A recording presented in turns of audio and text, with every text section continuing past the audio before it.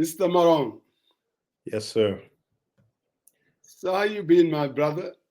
I'm doing good, man. Yeah, we kind Doing of want to very well. apologize to our viewers. We kind of few minutes late. You know how that goes sometimes. You know, I had a rough night. Had an event at the hall. You know how that goes.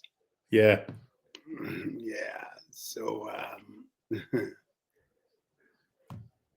that Sometimes kind of you got to take a few minutes, to kind of reset and catch up a little bit. So exactly. no problem. Hopefully you got some coffee too. 'Cause, That helps all the time. yeah. You always have your cup of coffee. Well, 10 o'clock to keep up with Musa's analysis. I have to actually, But because hey, man, usually you've been I am up at 8:30 to get ready and all that. So I have to get my coffee brew and all that stuff, getting ready. bro, you've been punching very hot lately, though. a friend of a Oh. friend of mine told me, "Munema ha, sari yang legi dula de bayal dara de."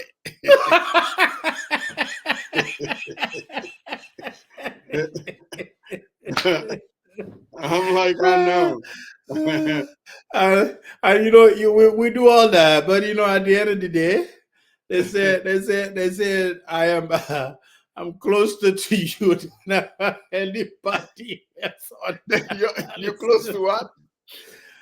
They said you and I are like okay, we know sometimes he's definitely he's leaning MPP, we know that, but sometimes you two your analysis is kind of sway. We don't understand. That's what I I don't. said, That's what I don't get. This leaning NPP characterization. no, I don't know. I really sometimes I laugh off and just move on, man, because I can't make much of that. Why pa? Ate ate sanse sasuman ga def de. Lan mooy Sansi Sasuma.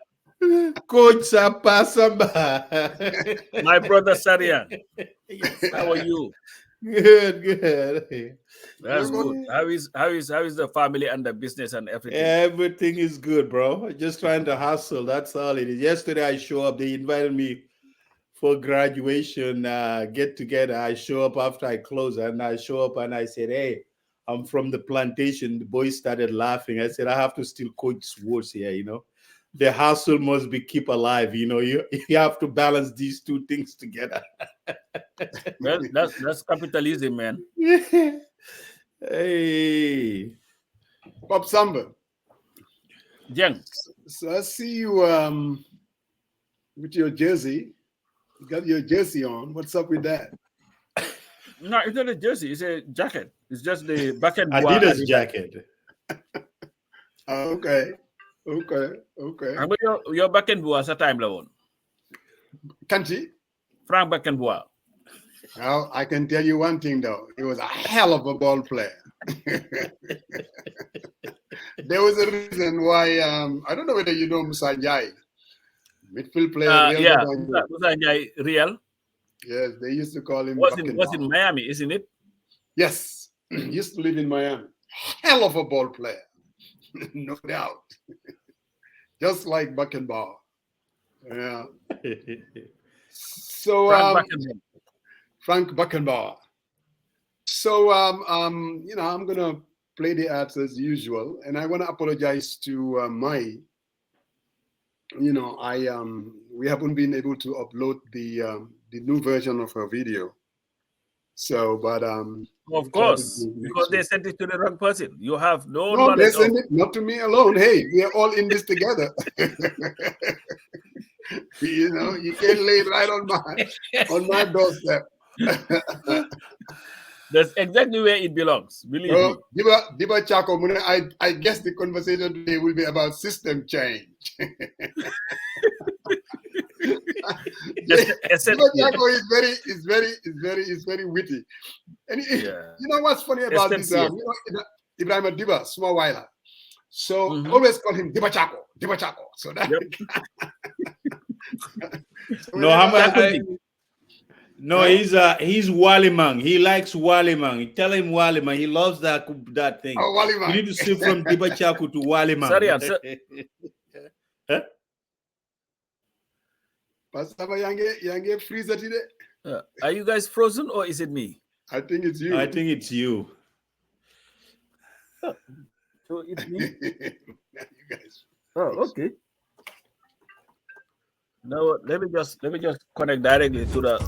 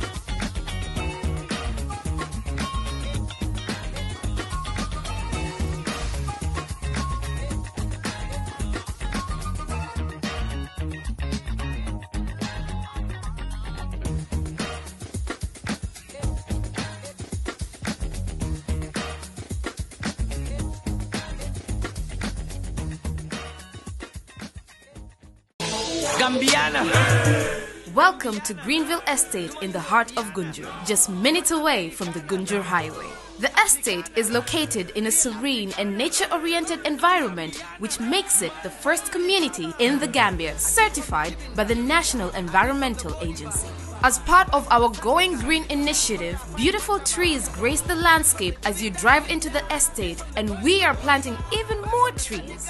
Go green and own a piece of our Greenville dream. With 673 plots of land available, you can purchase a plot today and start construction immediately. Find your next home at the Greenville Estate, an affordable estate that suits any budget.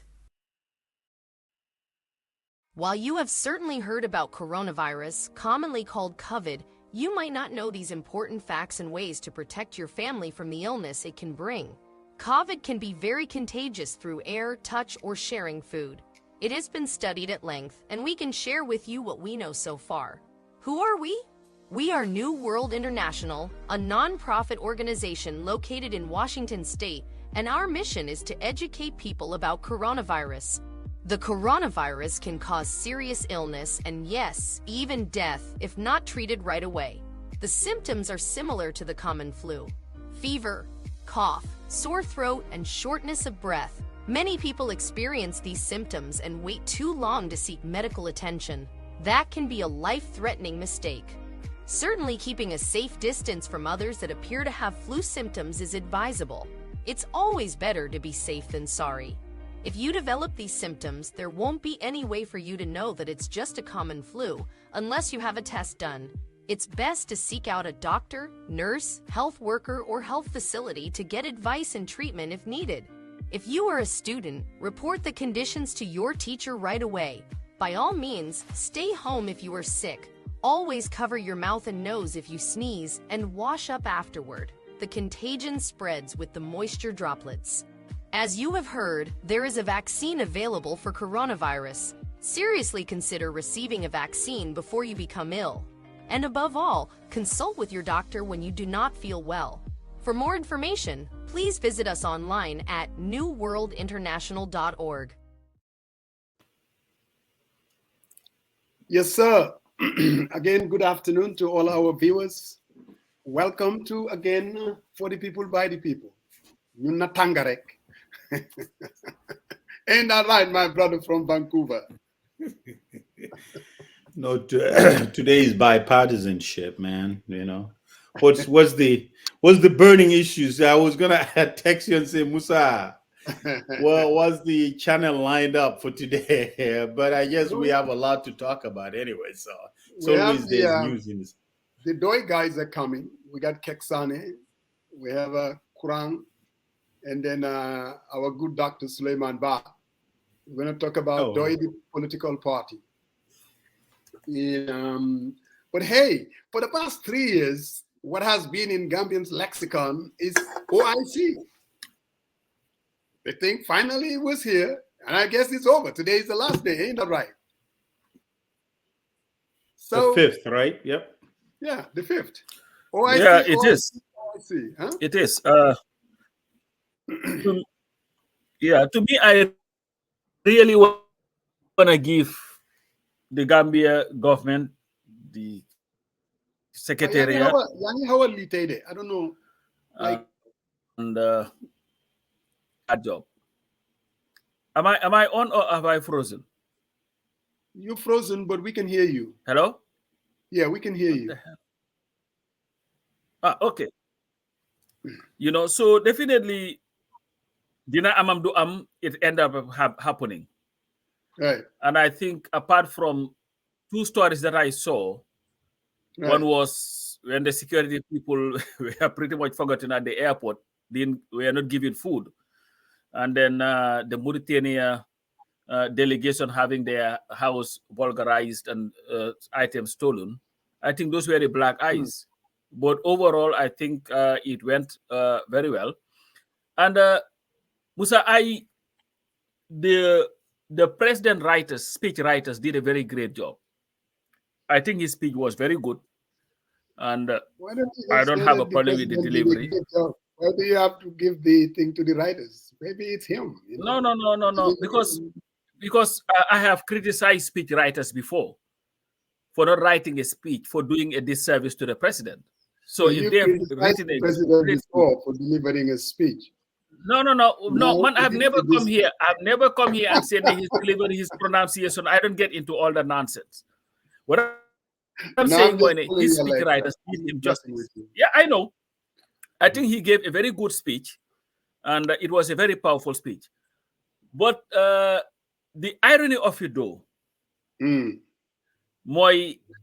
I heard the president thank the Chinese government, for building the edifice where the OIC summit was organized.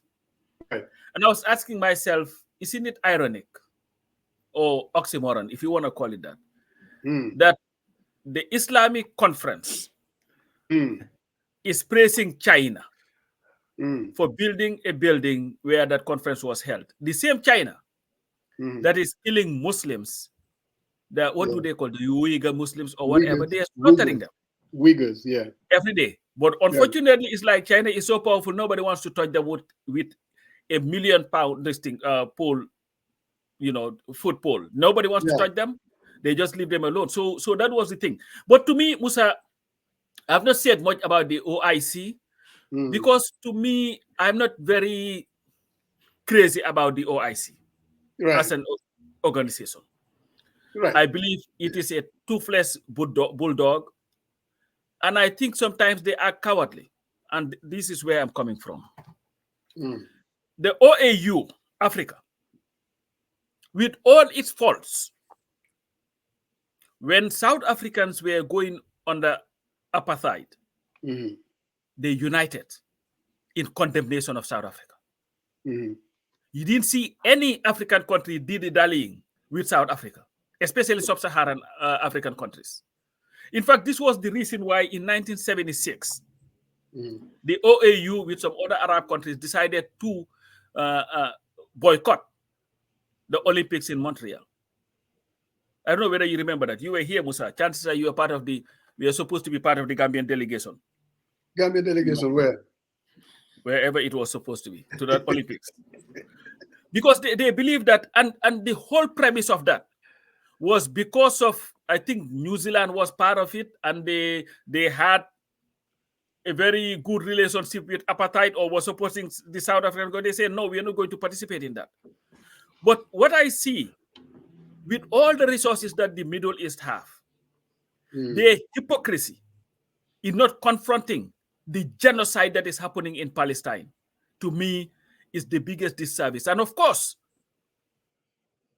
they will not do that because they would not want to offend the biggest purveyor of violence in the world, America, and Biden, who is nothing but the biggest supporter and enabler of genocide against the Palestinian people.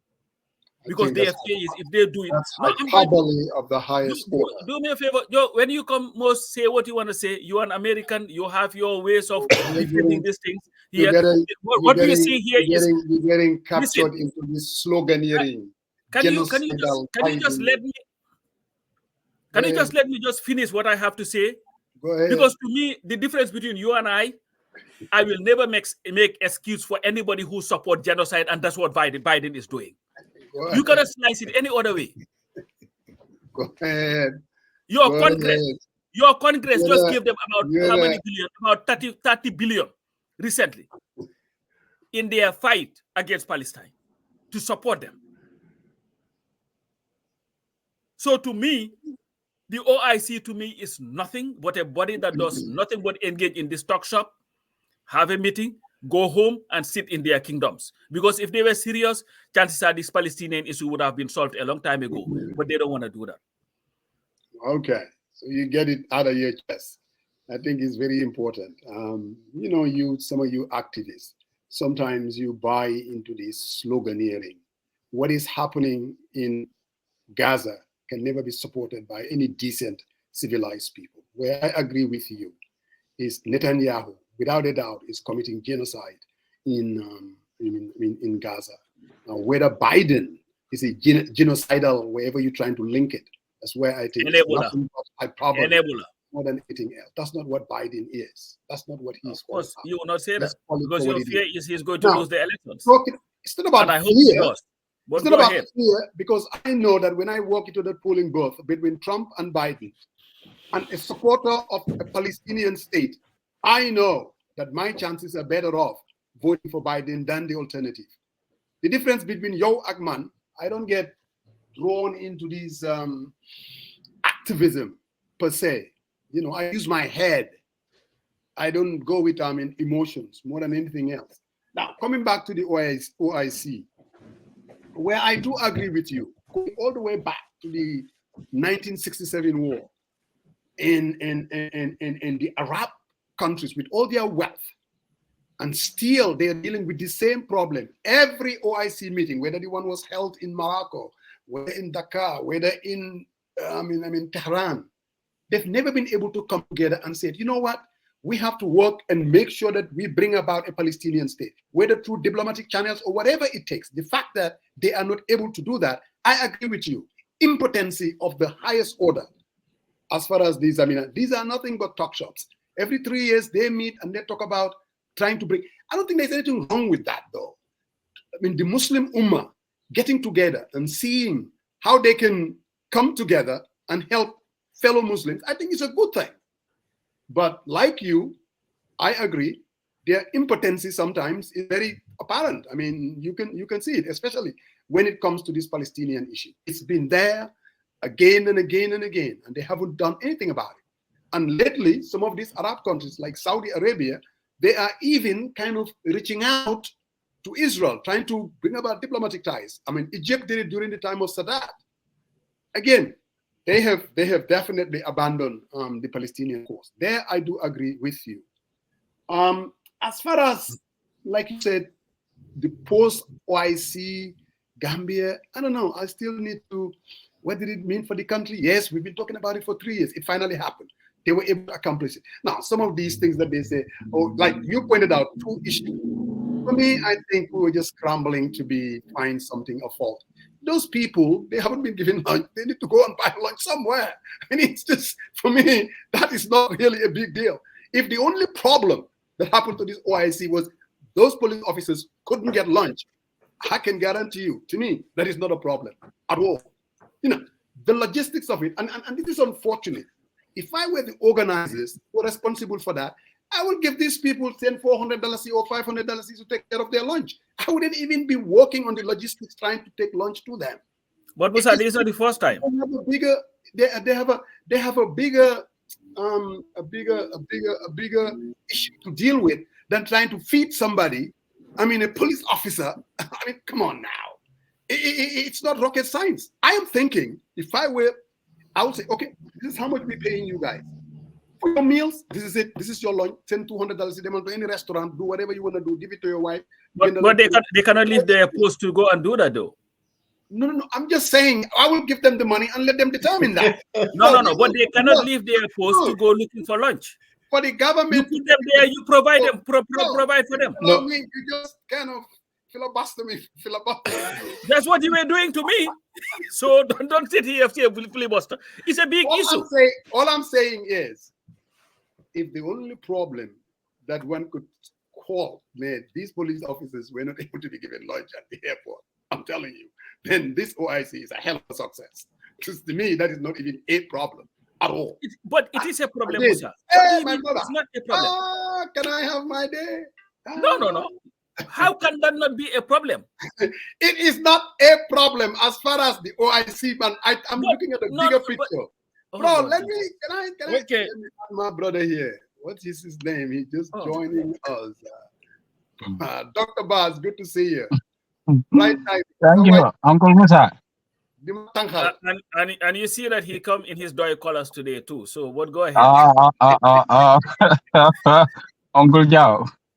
Brown has always been my favorite color. Hello, Saria. Yes, Dr. Ba, how are you? Good, and you? Good. I have to answer to this guy because he really, this Tico can. Thank you, coach. All American president except Biden managed the Gaza conflict. Really? Biden gave us Netanyahu license to massacre the Palestinians. This is the kind of hyperbole that I have a problem with. But how did he? How did he? Musa, you cannot defend this. Come on. From day one, America was there. Giving them air support, giving them military equipment to use. American weapons are being used to drop bombs on innocent Palestinians, killing 34,000 people. Please. You cannot defend all this, Musa. Anyway, I'm not defending anything. I'm just saying. Come on. And here goes my guy. Come on. Yunus Haidara, he's right on point. If you're talking about an independent objective person, the army and police have a logistics unit out to them. That's who should cater for all their needs while in operation. Again, for me, Musa, I'm not saying that army. No. I'm not saying that army. Musa. But it's an issue. No. Musa. Please come in. Musa. All right, I'll yield to my guy from Vancouver. Thank you. No, I think overall the OIC summit, was successful with the, little skirmishes, one, there and there, and but I think I disagree with you on terms of the launch. I mean, that should be part of the planning. You tabulate the number of troops, where they're gonna be at, and these launch runs. Coach has a point though; they can't leave their post, so someone had to feed them. They require breakfast, lunch, and dinner. So that's part of planning. But it's lessons learned, and I mean, if they are detached from the army, they are part of the OIC. It's a big umbrella, right? There's a planning. This has been done for a very long time. So they should have been fed. So, but it's a very, very minor issue. And but let me tell you, Sadia, let me tell you why it's not a minor issue. Sadia, let me tell you why it's not a minor issue. Right. My first trip to the Gambia, 2017, 2018. 2018, there was an incident. It was a Friday. It was around the Faraba area. There was some protest or whatever. Right. All right. I went with Said Matijau to see what was going on. We drove all the way to the airport area. We met the PIU there. We started talking to them. Guess what their complaint was? That from the night before, up to the time we were speaking to them, they were there. They were not provided with anything to eat. Said Mati can bear me witness. I took my money together with Said, gave it to the commander to get food for their troops. Yeah. Then I called Mr. Sinyan, who was then the protocol officer, vice president's office, to say, listen, this is going on, and I believe you guys should find a way of at least helping these people eat some food, because I don't think it looks good on you or this. So it's not an isolated incident, and we cannot continue to just excuse, and it's not a big deal. If you have troops, no, whether it is the logistic part of the army or the police or the OIC or whatever, we have to make sure that people. No, the troops needs to be fed, Musa. That is just part of. It's just part of the operation. All I'm saying is looking at the bigger issue. I think is a minor issue. No, Musa. Mountains out of Musa. We have to acknowledge. No. Hold on a second. We have to acknowledge whether you are in the battlefield. Okay. I mean, if you're in the battlefield, you're not able to get to somewhere. You eat MREs. I don't know whether you've ever seen MREs. It's like meals ready to eat, right? There's a packs, and then you feed it up. I ate that stuff that I hate to eat it anymore. I don't want to see it anyway, right? But it's a lessons learned. That's what I'm saying. But I'm not gonna say it's not a big deal. It's a big deal. You have to feed the troops. You can't. You said it's a minor issue. It's a minor. But lessons learned. Okay. Here's the thing. I said it's a minor issue. I retract that statement. It's a big deal now. No. Here's the thing. Yeah, here's the thing. If we continue, hold on a second. If we continue, these are things that it needs to be discussed. It's lessons learned. What do? They said, what happened? What can we learn? Right? If it's a recurring issue, and I saw they say Mama Kande was going to offer them food and all that stuff. But what I'm trying to say is, this is lessons learned. And the other thing I wanted to talk to about is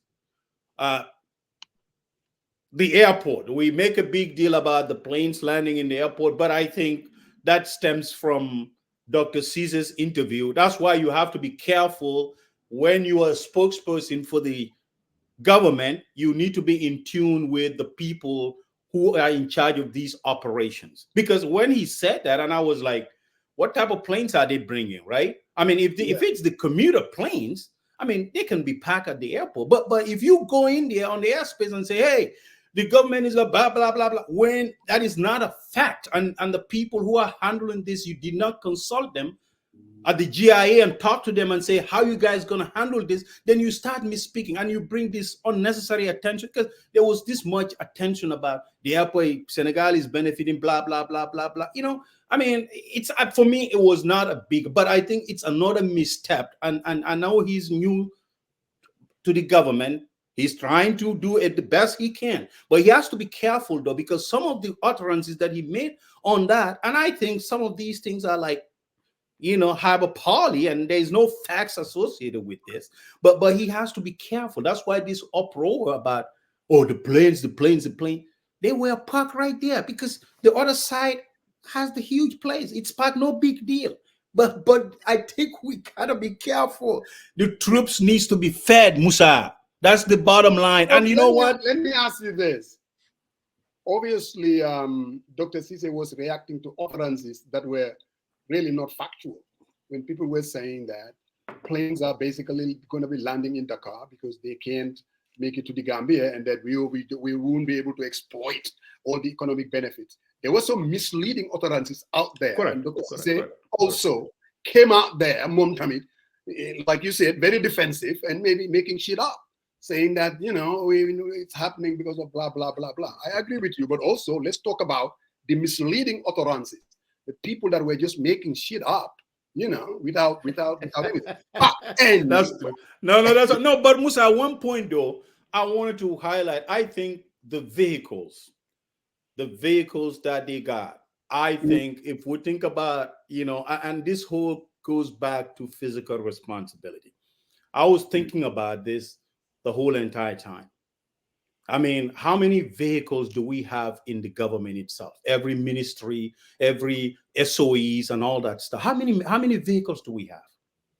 I mean, for a 3-day event, we went in, basically, I saw something of Mohammed Yard brought like 83 vehicles for 4 days event. Now we are on the hook to pay that stuff. Yeah. How about if you look at and do a good inventory? Yeah. For the span of 4 days, Even developed countries does this all the time. You Totally. take the vehicles from them and say, hey, we have an event to support. Everyone needs to turn in your vehicles for that particular No, but let me tell you, they were doing that. What? They were doing that because my sister-in-law, she works for the government, and most of these departments, they went and snatched their cars. They were going after all these departments. Their vehicles were also taken. Now, for the life of me, I'm not sure how many vehicles that they were going to need. There is a solution to all this thing. With all the crimes that they are talking about, police do not have mobility and all that stuff. Give all those. I don't care whether they are high-end vehicle or whatever. Give it to the police. Let them do their job. Now they have the vehicles. They can go around now and patrol the country and all that. You don't need to give it to politicians. Very soon you'll see ministers changing their vehicles to these new ones that they bought. Just give it to the police. Let them use it. All right, Brother Joe, as usual. All right. Hey, my man. Dr. Suleiman.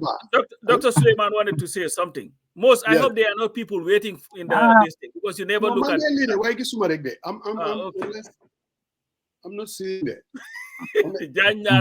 We are enemies of progress. You people are enemies of progress. So how are we enemies of progress? Can he elaborate a little bit more? Because being against and talking about something that makes sense is not about being progress. I mean, there's a lot of stuff that can be improved in terms of all this spending spree. If you're telling people, the president himself stood there and said, our target was 100 million. We need donation, and we fall short of that. But when you're telling people you need to help us, but you went on and tell them that I can spend beyond my means, why do they need to help you in the first place? I think that's what we're talking about, man.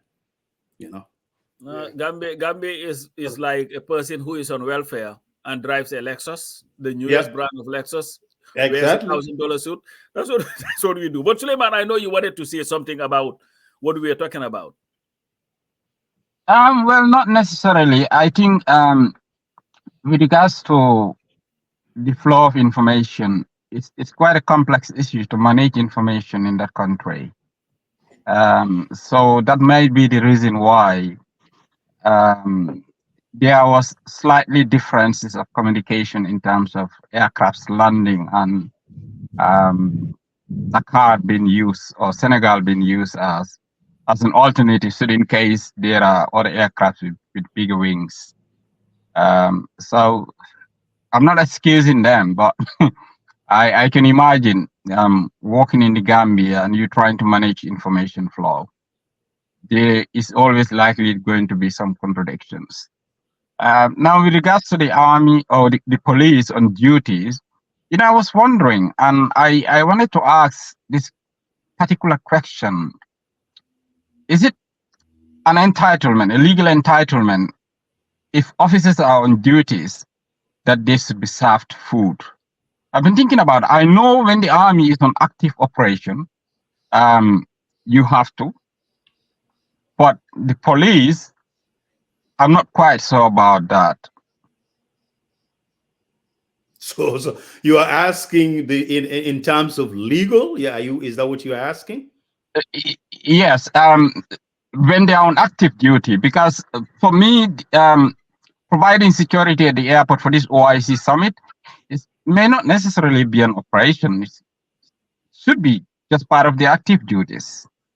I don't know, because I listened to Tamsir Jassi, who was in charge. So they had some type of about almost 4,000 people, personnel that are integrated from army, police, prison, and also to make it a cohesive operation unit specifically designed for this OIC. So on this side of the world, there should be some type of declaration and all that stuff. But Gambia, I don't know whether that's it. But despite though, I mean, if they are embedded with the army and with other folks, I think my modus is, if you're helping, you need to be fed. You deserve a breakfast, lunch, and dinner, right? Regardless, this should be part of a bigger planning. How are we we have 4,000 troops staged at different areas, from the airport junction to OIC and those that are patrolled. How are we going to ensure that their meals are served 3 days? You are required based on everything. Suleiman, thank you for raising that. Let me ask you this question though, based on what Suleiman is saying. When they are like on a daily basis, average, forget about the OIC, they're placed at the airport or they're placed at junction wherever for 8-hour shift that they're supposed to work. Who provides lunch for them? For their daily tasks? Yeah, their lunch. Yeah. No. They go eat their own lunch. They go do their own. They eat their own lunch. I'm saying, Musa, you are no. You are wrong this. You do this all the no. You gotta be careful about how we cannot be insensitive. No. Hold on a second.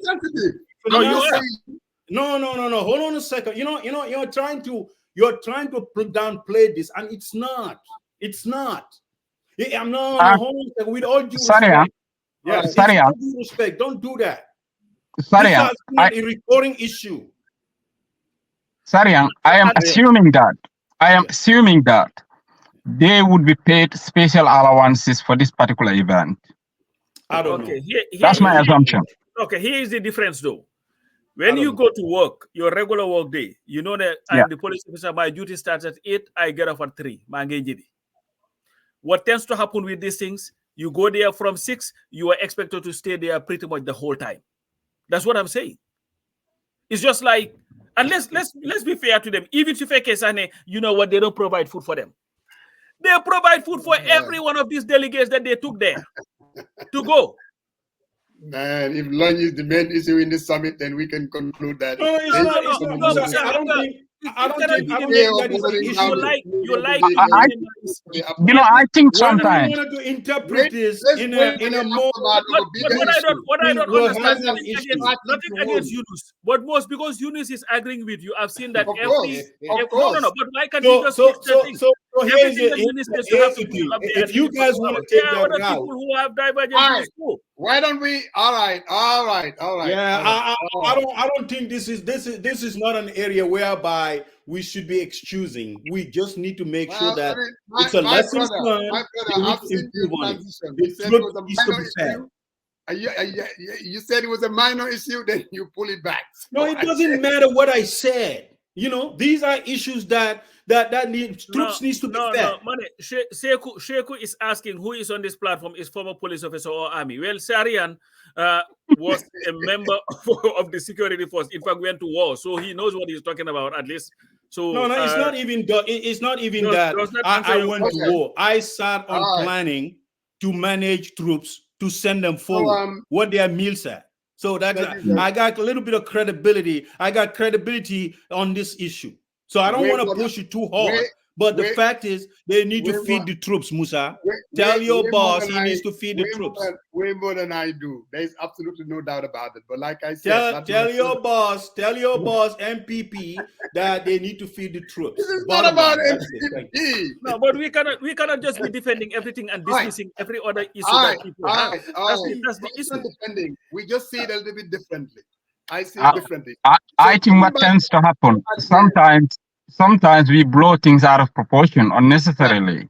Exactly. But this Dr. Ba, with all due respect, these people sacrifice. They are out there beyond extended working hours. They need to be fed. That's the bottom line. That's right. I'm not gonna be nice to that, but I think we need to do a good job of taking out troops. They put more hours, they pay less, and I think at an event like this, what they need is guaranteed 3 meals. That's my and you know what?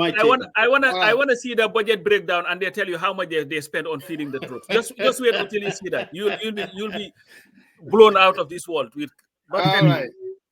So where do I guys? Yes, thank you very much for joining us. We're still waiting for Kexx and Gambia is network. Yes, it's very possible, especially with this post OIC. Who knows? So Suleiman, we're going to talk about people, and this is how Pasamba would say it. Most people would say DOI. Pasamba will go into the acronym. People Democratic Organization. No. People's Democratic Organization for Independence and Socialism. Exactly. Don't undercut. Hold on. Give the brother a chance. People's Democratic Organization for Independence and Socialism. Translate DOI. I have a feeling that they just didn't pull this name out of a hat. There's a reason why they start with people's, Pasamba, and then they go into the democracy, and then obviously organization, and then independence is out there, and then the socialism. How does the name translate into the core values of the party? Like I said, I don't think they just pull it out of a hat and just say, this is what we want to call ourselves.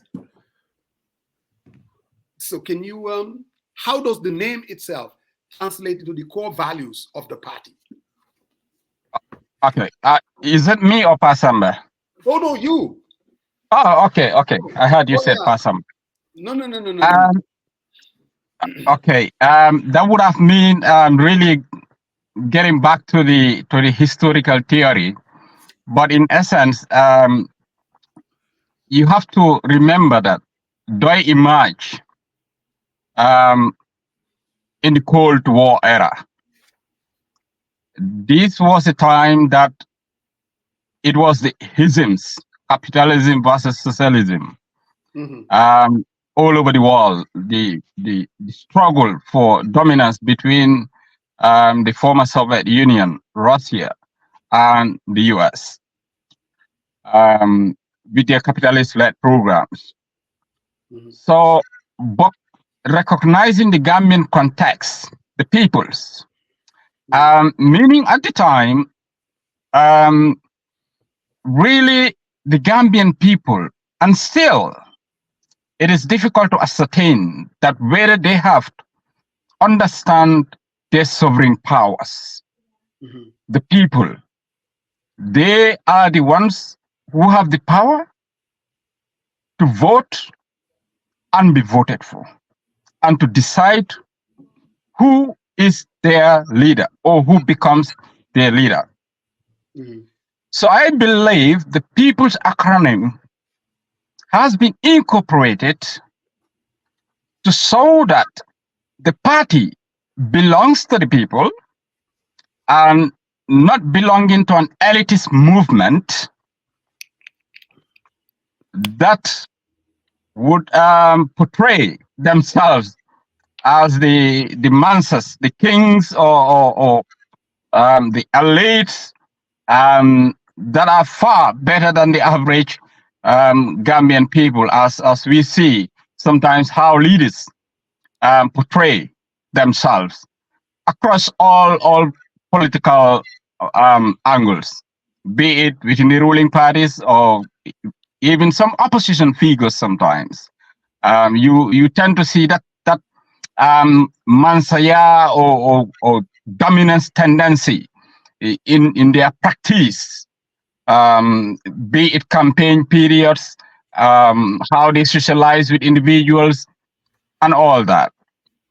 So democracy, the definition or the answer is obvious. One aspect of it, like for the people by the people, your platform names precisely means that something that belongs to the people, that can be installed by the people and nobody else, not an individual, where the people have a voice and they can decide as they wish based on informed choices. So now socialism, independence and socialism. Like I said, independence, this was during the Cold War era. Fine, we have had political independence, but independence is not limited to having political independence, meaning the affairs of your country is no longer run by an external force or colonial masters in the past. So that you gain full independence politically economically, socially, and culturally in all aspects of independence, not necessarily politics. Obviously, at the time, the Gambia was independent when Doi emerged. So one should be wondering why having independence. But because the issues that entails the independence of a sovereign republic have never been fully addressed. And just a couple of days, I was listening to an old audio of CDA being interviewed by the late GRTS director, Malik Jeng. May his soul rest in perfect peace. Amen. So his emphasis was that the people needs to own their wealth, that the wealth of the country belongs to the people. Now, amidst exploitations in different fronts, particularly with the capitalist-led, liberal-led programs that led to the issue of the, what do they call it? The retrenchment that happens in the 70s or 80s. ERP. ERP, precisely. These were more or less capitalist-led programs that led to that particular situation. So his argument was, you cannot have an ERP when in actual fact, was your president was paid about, at the time was $28,000. And the average worker was just getting a couple of hundreds of dollars. Yeah, 20,833 was Jawara's salary at the time. Huh? 20,833. Right. Was his salary at the time. Yes. So the average civil servant, it was some couple of hundreds, isn't it? Yes. Yeah. So recognizing that national wealth belongs to the people was the main emphasis of that interview, and they must have a fair share of that national wealth through development in all aspects. That would better enhance their lives in liberty, dignity, and prosperity. So socialism, it's a very wide concept, which is contested in many ways.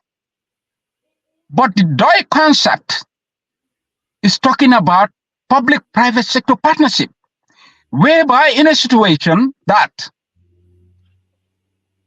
the private sector will not dominate the public sector to the extent that only few would be benefiting from the national wealth.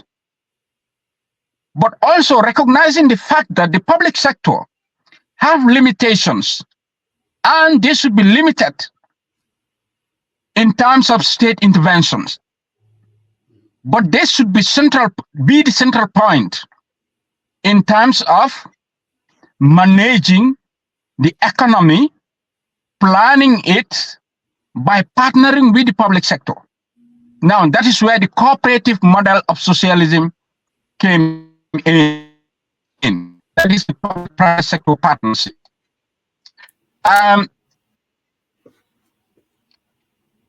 Doi is arguing that now, instead of leaving the farming sector entirely to individuals, the state can have a level of intervention there in many ways through a cooperative banking system, whereby the ordinary people, ordinary farmers can access loans and all facilities to develop their productions. Not only from the beginning of production, but even to services like marketing. So in many ways, that is where the socialist doctrine of Doi is deeply rooted, but in many fronts, in terms of international relations, We have had the new Senegalese president talking about solidarity and fraternity. Yeah. And we're gonna get into that. We're gonna get into quite a few facets of. And I want Pasamba. Yes. Pasamba, can you allow the? Hold on. It's my time. I'm questioning. So actually, what I was gonna do, Pasamba, I wanted you to wear your Doi hat because I think this question is important to our viewers. Yes. That a name was chosen for a reason. You know, like you said, the people's democracy, democratic. No. People's hold on. People's Democratic Organization for Independence and Socialism. So, like I said, the name I'm sure wasn't pulled out of a hat, Pasamba. If you can wear your hat and get into the same question that I asked Dr. Suleiman, what was the thinking about it, and how does it really represent the core values of the party? Many people, and Suleiman did a great job, may not be aware of an organization that was called PMINCC. It is the People's Movement for Independence Against Neocolonialism and Capitalism. This was an organization that used to produce Voice of the Future, a clandestine movement it was. You wake up in the morning, go to Gambia High School or St. Augustine's High School and see a bunch of public papers. Nobody knew who was publishing them.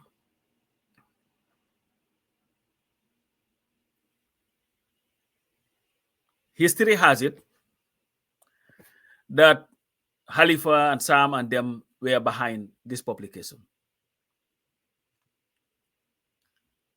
After the 81 coup, Sam Sarr was arrested. After they arrested him, they arrested Khalifa Sallah, they arrested Amisila, they arrested Pa Sambo. All these 4 people, plus later Sidia, Demba Jawo, D.A. Jawo, and others, became the founding members of a political party, Doi. Now, there've always been a belief by these people that our democracy was not adequate, that we needed a more democratic Gambia. There was also a belief that in spite of our political independence, semi-political independence in 1965, and full independence on the 24th of April, 1970, that the Gambia was still a very dependent country, which they believe undermined the very essence of our independence. They also believed there needed to be a system of government that was not exploitative, a socialist model that will be able to harness our natural resources for the benefit of all and not a few. But this must be done through an organization of people committed to those very ideals. Hence the name People's Democratic Organization for Independence and Socialism. So they came up with this name. Interesting. And the whole objective of the party then, in fact, it is interesting, people may not know this. D.A. Jao designed the logo of the party because he was a member. And the formation of Doi was very interesting. They had called on intellectuals who shared the same ideals, with Sam Sarr being the glue, to come together and form a movement that would liberate the Gambia from decades then of underdevelopment. So a lot of people came. And the party was started. Some people stayed the course, some people left. but they had an objective. That for that democracy that we're talking about, that independence that we're talking about, can only happen if the people are enlightened to understand what they own and who they are. And this is why the party focused entirely on the education of the Gambian voter to understand and value themselves and understand who they are and what they hold as a people. So I'll just stop there, and then I'll wear my hat, the Doi hat, until the other Doi guys come. And then so go ahead, my brother Sariam. Go ahead. No, you only asked one question. You don't want to ask the second one? I just don't want to be. No, go ahead. Go ahead. No problem. No problem. I don't want to be the monopolist. You know? No, go ahead. You got two questions. So, Dr. Suleiman and Pasamba, looking at the OIC, the planning that went into it, the amount of money that was spent, do you believe if this government was a Doi government, would they even be organizing the OIC? Dr. Suleiman. Well, it's quite obvious. I cannot see a situation that a Doi government would opt out of the OIC. Yes, it is a religious grouping built around Islamic fraternity, but it is obvious that the core values and the objectives of the OIC is not to propagate Islamic values in a non-progressive ways. So it is quite important that they are built around the need of empowering their member states in many ways in terms of development, culturally, educationally, infrastructurally, and give Islam the face that is not known through global corporations. So, yes, they have made a lot of emphasis on economic integration, internationally economic integrations, and the OIC has those components. So, Deutsch literature have never ever talked about the OIC in any way. I've never come across it. I've never had the leaders taking a position in terms of Gambia's membership to the OIC, but I assume that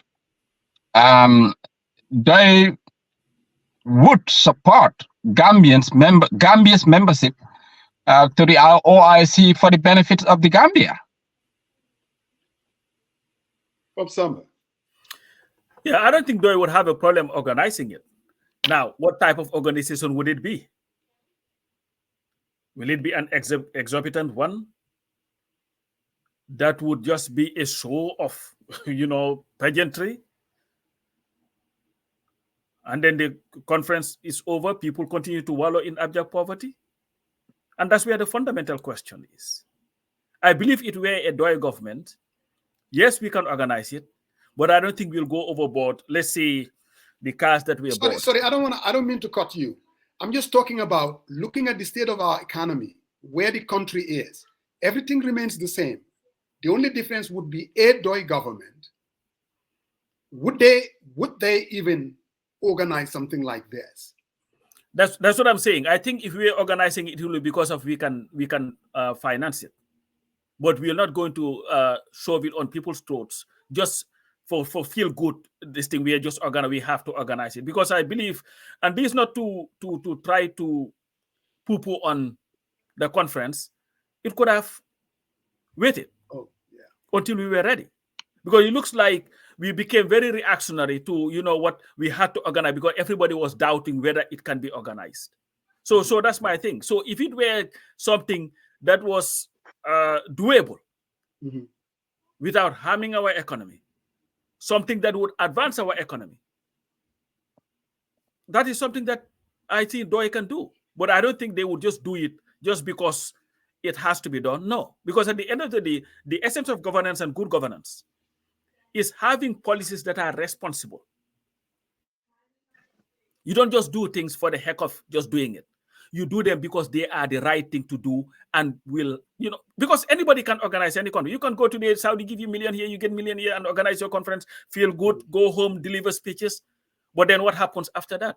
And I think this is where governments are different. This is where you have to look at it fundamentally to see whether it is beneficial to your to your country in the short term, mid-term, and long term, or not.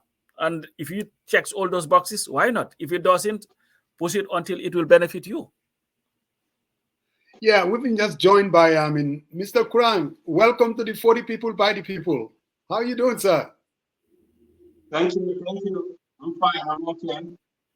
We're doing very well, thank you. And then again, welcome. So Sariang, go ahead with your questions. Yeah, thank you, Coach. Thank you, Dr. Ba. Thank you, Alaji, for coming on the show. Hey, Coach, I listened to Khalifa's press conference, and he talks about a lot of stuff. Thank you very much. Thank you very much. Saying hello to all the panelists. Yeah, there's a delay, I guess, most likely. Yeah. Can I? Sorry, yes, okay. Yeah. So I listened to Khalifa's press conference, and there was a lot of things that he hit. That was, I think, the meat and potatoes, meats and bones of what we struggle on a daily basis. And some of the highlights that I took notes on, he says for 58 years, the leaders of this country hasn't tell us what we own. And I kind of wanted to ask if sort of what Musa asked, what Pdois' principle is in terms of this fundamental question. The leaders didn't tell the folks that they serve, the people that elected them, what they own, and what does that mean? If you remember, this is a question that Pdois has raised for a very long time, because there is a lot of mining that is happening in the country. Batakonko, Katong, and all these places. They are mining stuff. They're exporting them. But the questions had been raised over and over and over again, whether it is in the National Assembly or everywhere. But there have never been a clear answer as to what is being mined and where is that money going to. Meaning the lack of accountability. And it started from Jammeh, and now the same thing with the Barrow government. Because it's not like we lack the natural resources. But what is happening is we do not have a government that is honest enough to tell the Gambian people we have this, that, or the other. There's been nothing but speculation as to what we have. And I think this is where Pdois, Khalifa, and Sidi, and all these people have been coming from. That most Gambians do not know what we have in terms of natural resources, what is being mined, because our governments have refused to tell us what they are mining and where those resources are going. We were thinking maybe after Jammeh, that would have been the thing of the past. But with the Barrow government, they are also tight-lipped about this whole issue. So what is stopping the government to coming and saying, you know what, we are mining A, B, C, and D, or we are not? Look at even the oil thing that they are talking about. When was the last time you had anything substantive in terms of information as to what we have, where we are with it? Senegal, they can tell you everything that is happening in that country with all Maki's problems. They can tell you, we have this, we have that, we have that, this where we are with this, these are the contracts that we signed. But what about the Gambia? The only time we know anything about anything that is happening in the Gambia, in this current government, and this should not have been happening, is when something is leaked to the public, and that's when the government will come and react to it. And I believe that is in essence what Khalifa was talking about. Yeah, we're also joined by Kexx. Kexx is here. So, I mean, go ahead, Sarian. So now I can take my Pdois hat off. No, you can leave. No, I You think can leave it on. Doctor, I want Dr. Ba and Alaji if they want to chime on it. Yeah, especially Mamadi. I mean, at least we haven't heard from him yet. This is interactive, so yeah. Go ahead, I mean, Mr. Kurang. I don't know whether you've heard Sarian's question. I think I'm gonna leave. So I'm on the road, as you can see. Yeah. Yeah. Mamadi, can you hear us? Yeah, since Dr. Ba is leaving, Dr. Ba, you can add what you have on it. So. Yeah. Sorry, what's the question again? Khalifa's press conference on Gambians do not know what we have. Oh yeah. He says for 58 years, the leaders of our country doesn't tell the people who elected them what we own as a country. Yeah, well, you see, Saria,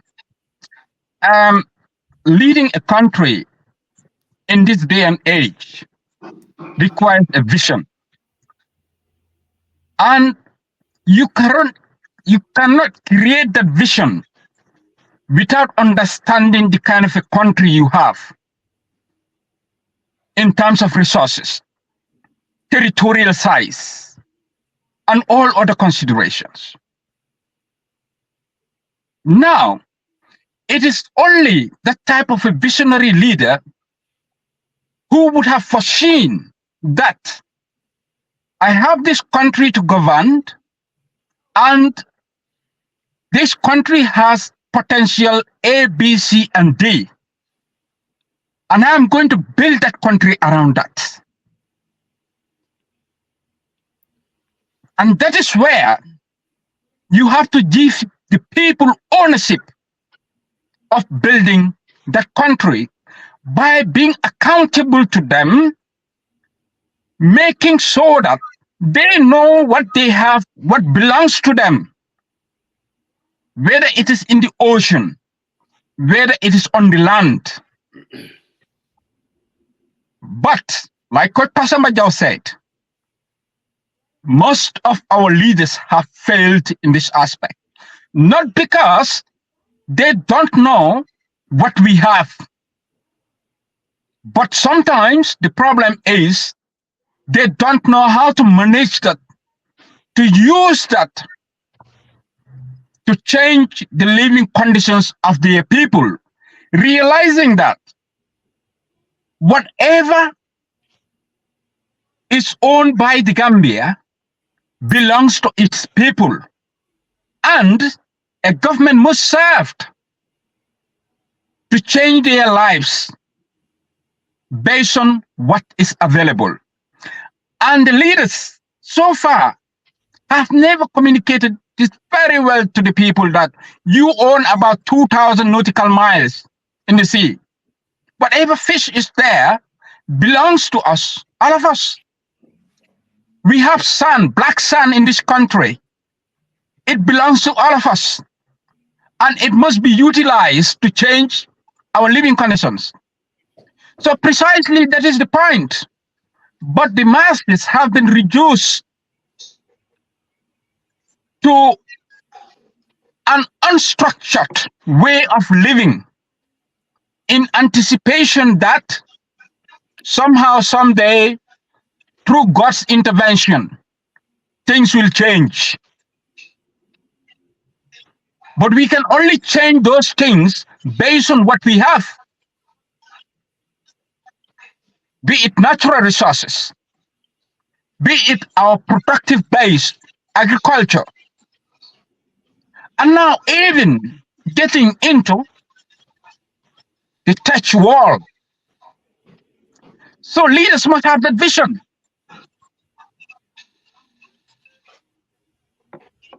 Yeah. Yeah. All right. Thank you. Thank you. So, Thank you. yeah. I don't know, Alaji, do you want to add something to that, or because I know you were in and out? Well, I can ask the second question. Alaji, are you hearing us, Kurang? I don't think he's hearing us. Yeah, I'm hearing you, but I'm also hearing some Bokar still talking, I think. No, so he has a delay on his part. He has a delay, yeah. Okay. Oh, yes. Thank you very much. I'm enjoying the conversation. And I appreciate the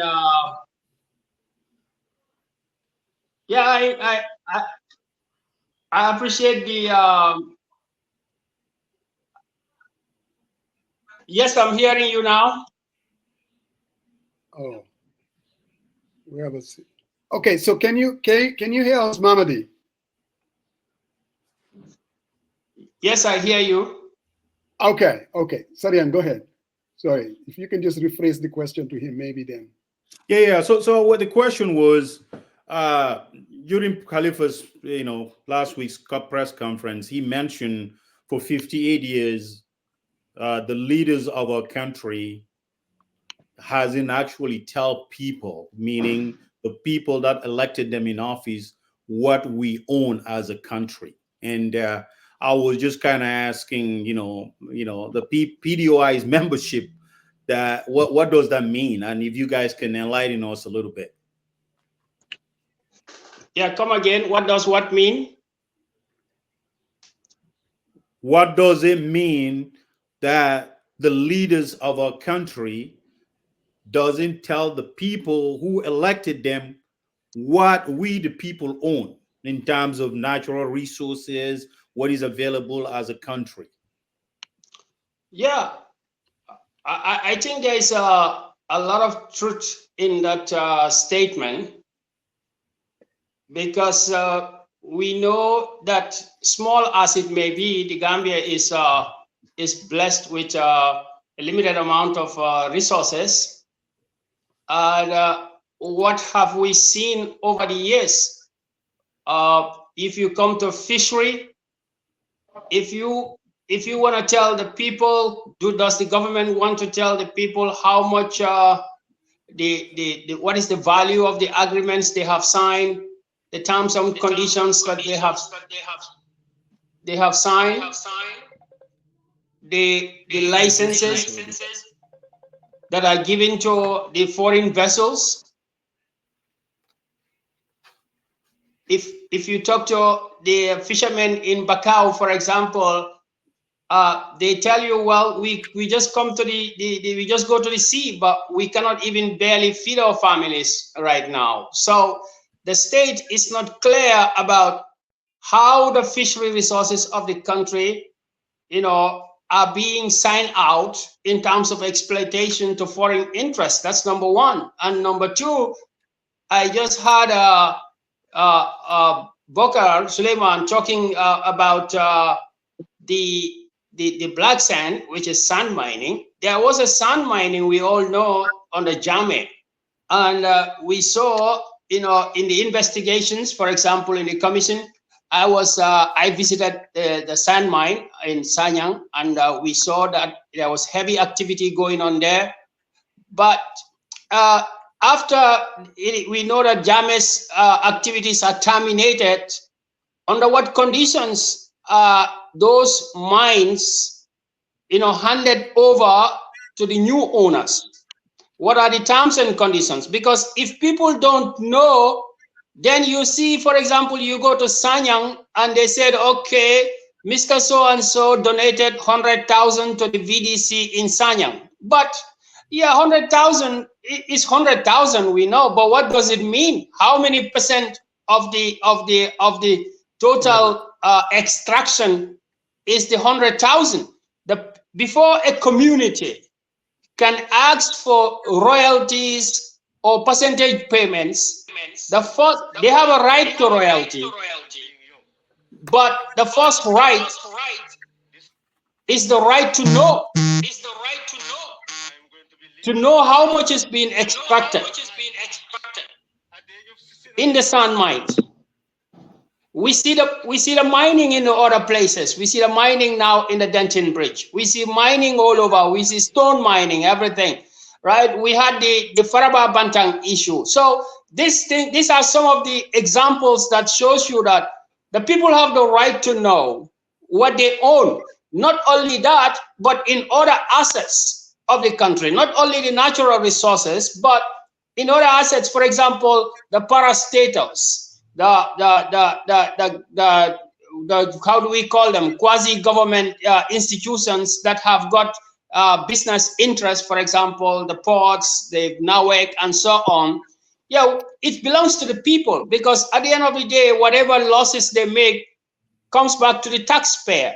So the taxpayer needs to know how much is actually going into these things, how much is coming out. So there is a lack of accountability, I could say. So I will agree with Honorable Salah's statement that, yes, the people have the right to know about the resources, because before people can even make claims to their entitlements, they first of all need to know how much they earn or how much they are entitled. And you can go on and on. There are several examples. Thank you. Thank you. Thank you very much, Mamadi, and welcome to Kexx. Welcome to the For the People by the People. I know you've been having a hard time trying to dial in. Absolutely. Absolutely. Yes. Well, thank you very much. Just once again, it's a pleasure to be in this platform, and hi to Sariang and how to Coach Pasamba and Comrade Mamadi Kurang, and also Suleiman Bouakarba, who was earlier here. So Kexx, I'm not Comrade. No, you are a diaspora comrade. You are not home.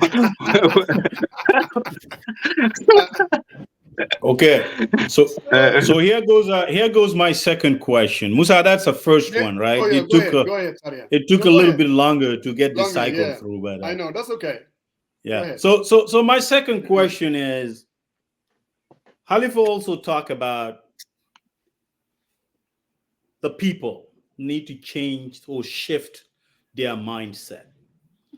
And one thing that was very striking was he mentioned that the people kept electing leaders who care more about their position and entrenching their position than the responsibility that is associated, that comes with the office of the presidency or the higher office, our land. And he asked, he says, I think I quote, he says, the Gambian people, they wanted a united Gambia. Do we have a united Gambia? And that question goes to you three.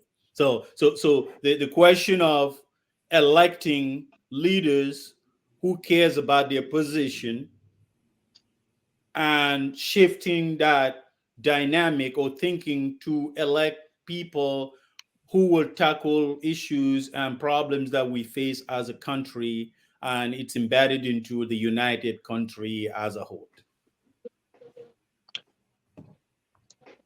Yeah, thank you very much, and thank you once again. Very clear, the issue of regarding about the mindset, is very clear in terms of how do we elect leaders. Unless we change we have a paradigm shift in terms of how we elect leaders, and we could see from the Jawara. Yeah, we lost Kexx. Go ahead, Coach. Well, the mindset itself, it is a refutable fact that the leaders that we have elected since the inception of our country have all entrenched themselves in power for a very long time. Jawara was premier in 62, prime minister in 63, president in 70, and until he was removed forcefully, he stayed in power.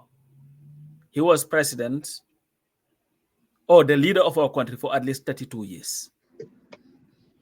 Jammeh came through undemocratic means, went to the polls until he was defeated after 22 years in power.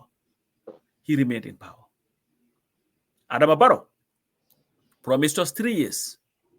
There's a great chance he might go for 15. So it is a fact that we have elected leaders who have become so much in love with the position that they are elected into, that they have pretty much forgotten to address the basic needs and aspirations of the Gambian people. Because it is also a fact that despite these people staying in power for this long, and for that period, our country continued to stagnate and people continue to wallow in poverty. So how do we change the mindset? Because you see, we can blame politicians all we want. We can blame the messaging of politicians all we want. But at the end of the day, the people are given something that is brain to think. Lamu saf ka ko macha ko xam. Lola all of you. There is no Gambian voter who is not feeling the pinch. Is that what they call it? Of hardship in that country. The overwhelming majority of voters. But of course, when election comes, what do we engage in? Somebody would come and give you a bag of rice, 2 arch, and you go and give that person your vote. And then complain for the next 4 years until election comes again, and they repeat the same thing, and you're satisfied. So that mindset must change. People must know what they want first. Because at the end, we can say anything that we want about the politicians. Look at the last elections that we had. How did we vote? There were people who were telling you, don't vote for the UDP because they're a tribalist party. And there were people who were telling you that if you voted for Halifa Sallah or Essa Fall or Mr. Jammeh, you are voting for the UDP. This was what they were telling people. People had already forgotten altogether their realities. Everything that was promised to them was thrown out the door.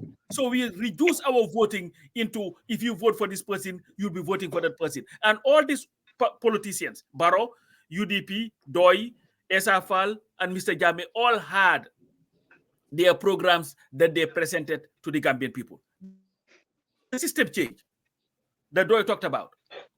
Pdois visited more villages the last elections than any other political party that ran. Absolutely. They were going to village after village after village after village, talking directly to people. And wherever they went, they were told, Wakati again. What you're saying is the truth. But then when the voting came, people voted how they wanted. The UDP went to everywhere. Essa went everywhere. They told them. But these are the same people, Sari, that are coming today complaining about how hard the Gambia is. So that mindset must change. People must know what they want and vote their interest and not vote for what is convenient today. And unless we do that, we'll continue to have leaders who will continue to stay in love with the position of power because they know that all they have to do is when election comes, buy a bag of rice and diwlin and 2 arch, 3 arch, and you will get Musa Jeng's vote.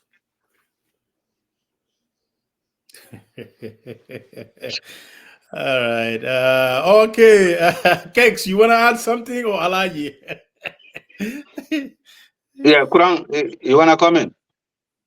Yeah, I mean, I will just pick up from where Comrade Pasamba is landed in. First of all, I must appreciate your historical analysis that you gave.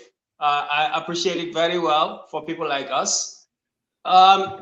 Now, secondly, what you just described, you know, since 2017 to 2021, we have got several terminologies. We have seen this thing that they call tactical alliance, and then that was in 2017, 2018. In 2021, what you're describing just now, some people call it strategic voting. Now, in this system of strategic voting, you can even call it a strategic 419. Now, why do I say that? Because you see, we found ourselves in a situation, for example, that was different from the Senegalese situation. In the Senegalese election, I'm taking reference, we have a 50+1. So in the first round, everybody is mindful because you may end up in a coalition. Nobody is underrated because you may need the smallest guy, right, when it goes to the second round. Now, in our case, since the changes in 2017, well, I said that the NPP and the UDP, they are parties of winner takes all parties. They have that philosophy, winner takes all, right? Raja Sakanam, right? And what that resulted in, once we had, why I said they had a winner takes all concept, because they had an opportunity to push a strategic element of the democratic system, which is anybody that's going to rule the country, you need 51% of the people, or 50+1 of the people. Now, none of these two parties were interested in 50+1 because each of them says they're the biggest and they're going to win it. Now, what is wrong with this? Yes, it is good for a party to be to fight for its interests. I have no problem with that. But what this resulted in was that when they have a winner takes all mentality, now they go into the field, they do exactly what Coach Pasamba just described. The NPP goes and says, if you vote for anybody else, right, if you vote for Pdois, you just voting for UDP because you preventing Barrow from winning. And the NPP goes and say, all right, Alkana la carte otinya, bulen ya hasen karta, because bolen ko johe Mama Kande or NUP or Pdois, yanange ya ha karta. So this is already an attack on the rest of the democratic parties or the participants or the candidates. It's already an attack, whether you admit it or not. Both parties have a strategy that completely alienates, underrates, and attacks the other so-called smaller parties of the democratic process.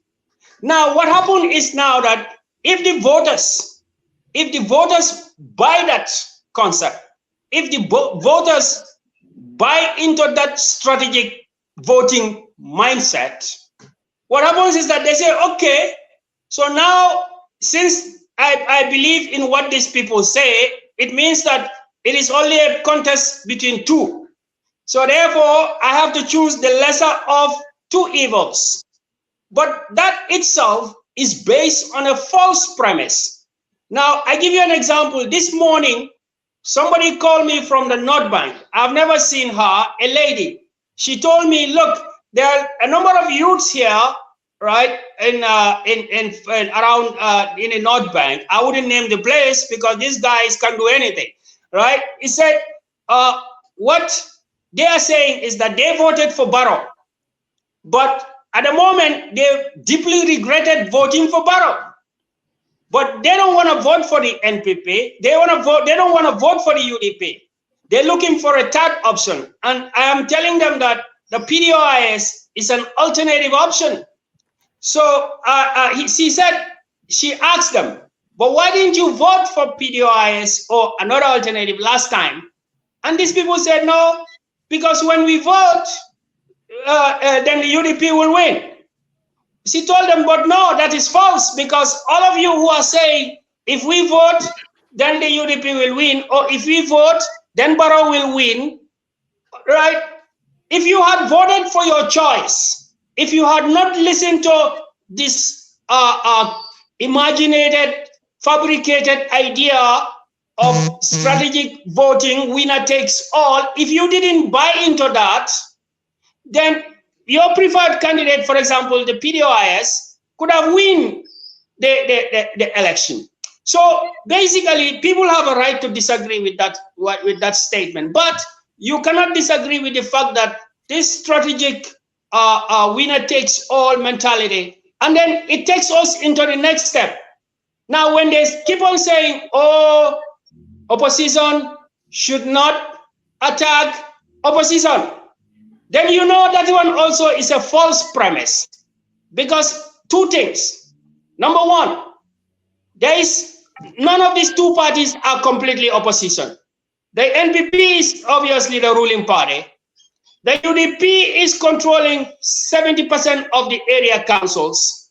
So when did they completely become an opposition if you are collecting taxes and you are expending the money? So the idea of opposition on opposition in that case is a false premise. Secondly, if your strategy in 2021 is based on the fact that don't vote for the smaller guys or so-called smaller guys because you will ibela karta tinyalale dangaya has a karta, you have already done one complete election that you campaign purely based on attacking other oppositions. So how would you come back again now and cry wolf when you are already guilty of the same thing? So I do agree with the people who said there is a mindset problem. I think that mindset problem was a smaller problem.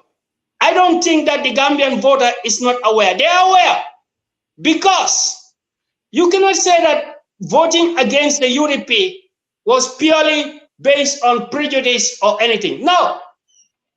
If a party's message you feel threatened or you imagine threats because of the messaging, not even necessarily from the leadership, but from the grassroots of the party, then the economy possibly can become second position or third position when it becomes what is most important. We see it every day in America, and it keeps changing. It keeps changing even in the US. They said Biden or Trump. The economy becomes important sometimes.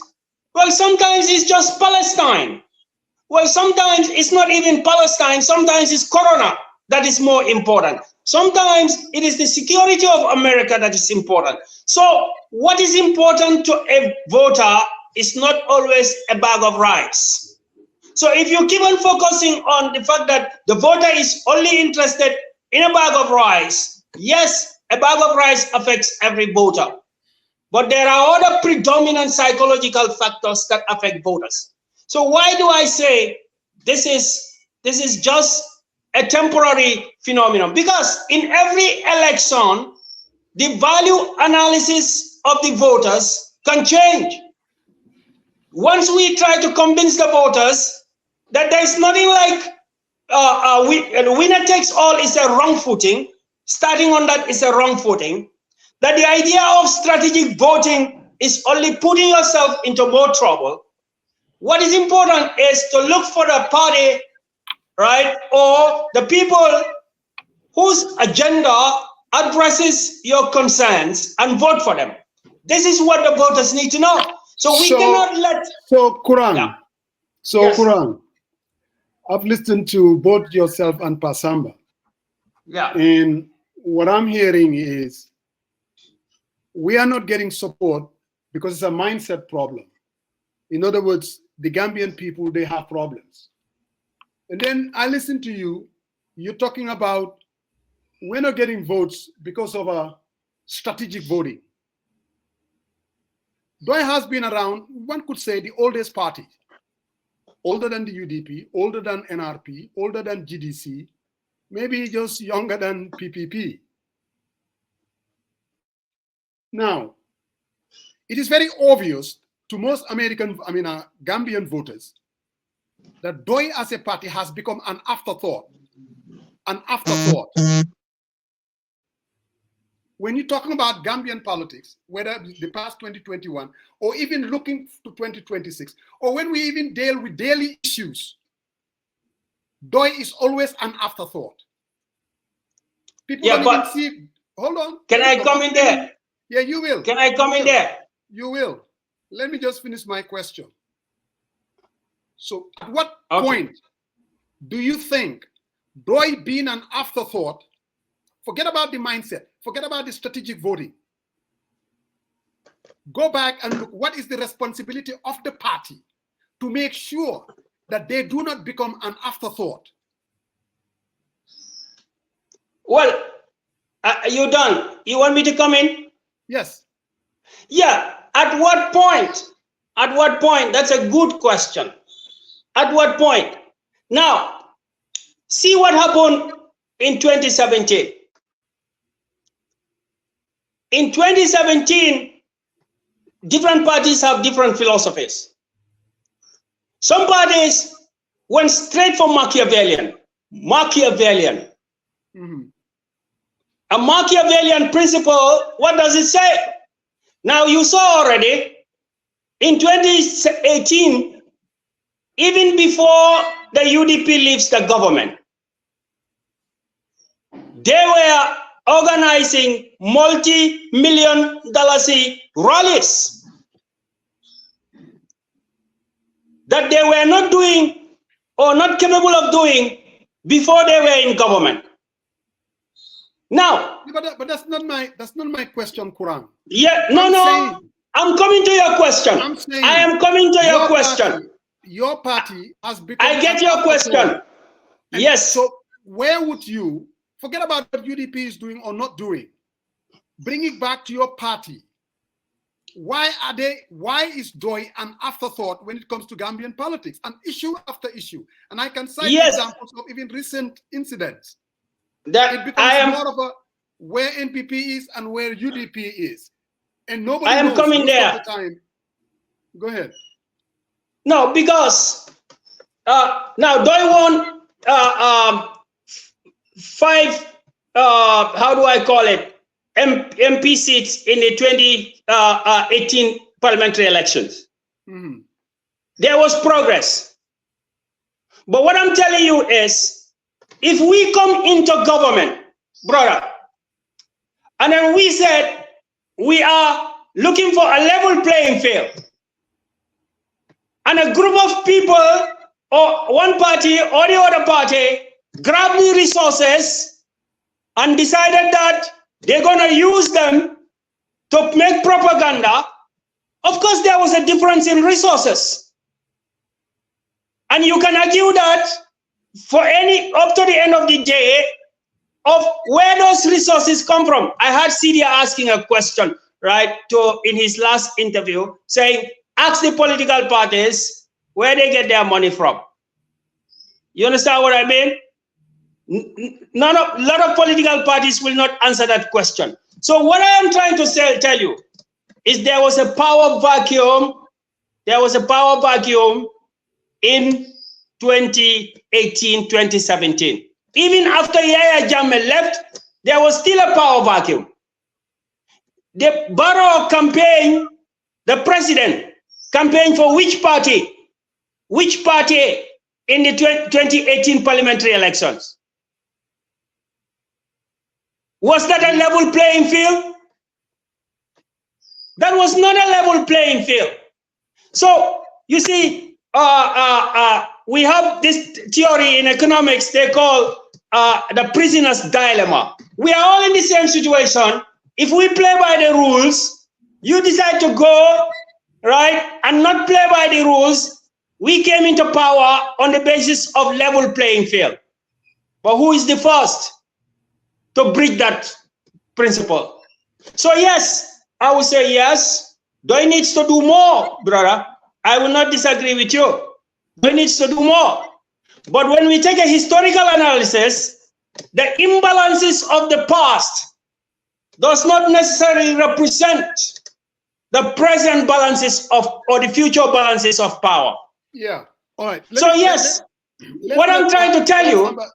Yeah, Kurang, we're gonna come back. Okay. We're gonna recoil back to you. But Samba, what do you say to that? Clearly, Doi has become an afterthought.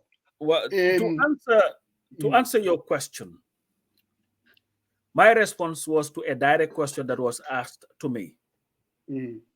So it was not a deflection or try to blame somebody. I was asked a question and I answered it. Now, to what you're saying, Pdois as a party, like any other organization, needs to have an introspective look at its approaches, its positions, and then draw at least lessons or whatever from it and see how to move forward. Our politics have become a binary politics for a very long time. And I want to believe that we as a party maybe failed to capitalize or make gains when it was presented to us. Because at the end of the day, Musa, we have to be realists too. And if you're a realist, you have to look at yourself and say, okay, where am I going wrong? What could I have done better to be able to go to where I need to go? And these are the fundamental challenges that Pdois faces. So Pdois as a party needs to sit and look at where it needs to go from here. What were the challenges that it faced? Why is it that when it comes to elections, it continues to struggle? What needs to change? What needs to happen? Yes. Now, there are other factors in that the money that is being spent by other forces. Let's look at Woolly East. CDA is Woolly East or Woolly West, one of the Woolies. Woolly West. Where the government went there, yes, and spent millions of dollars just to make sure that he would be defeated. And of course, they elected somebody who has not said a single word in the National Assembly. I've never heard that guy say one word in the National Assembly. So now, then you have to look at that in its totality. Now, the voters and maybe the tactic or strategy of CDA or Pdois in that constituency. I believe that Pdois sometimes does not use its strength to be able to win votes. You see, elections of purity is great, but I don't think it works a lot of times. I think sometimes you have to hit real hard and explain later. And I think the challenge that the party has with this new crop of leaders that will be coming and taking over the party will be what type of politics do they have to employ by maintaining the decency, dignity, and integrity that the party was known for. Because we cannot just continue to just argue the voter and other parties. Other parties are doing what they have to do. Let us also look at what do we have to do to be able to become very relevant. Correct. So I believe this is the fundamental, because at the end of the day, we have to, Musa, maybe I'm saying this, I was a coach. And what I do after every game, we do what we call post-mortem. You open the body and look at the faults. And then you go to practice and say, how am I going to improve on these weaknesses that we had? That's how we move. Definitely. Because if you look at Pdois in its totality, Pdois has one thing that is very rare. It is a very rare currency in the Gambia. Most Gambians overwhelmingly trust the party. Where Gambians see corruption as our biggest problem, if you ask them who are the most incorruptible people in our body politic, Pdois would be the first group that they would call. And that has become a fact for a very long time. So they have a currency that is rare. People see them as dignified. People see them as honest. People see them as people with integrity. People see them as people who are incorruptible. But unless you are able to change that currency into something beneficial, it becomes just a currency. So yeah, I don't know whether that makes sense. Okay, my second question, sorry, I hope I'm, because sometimes we get now you talk about the currency.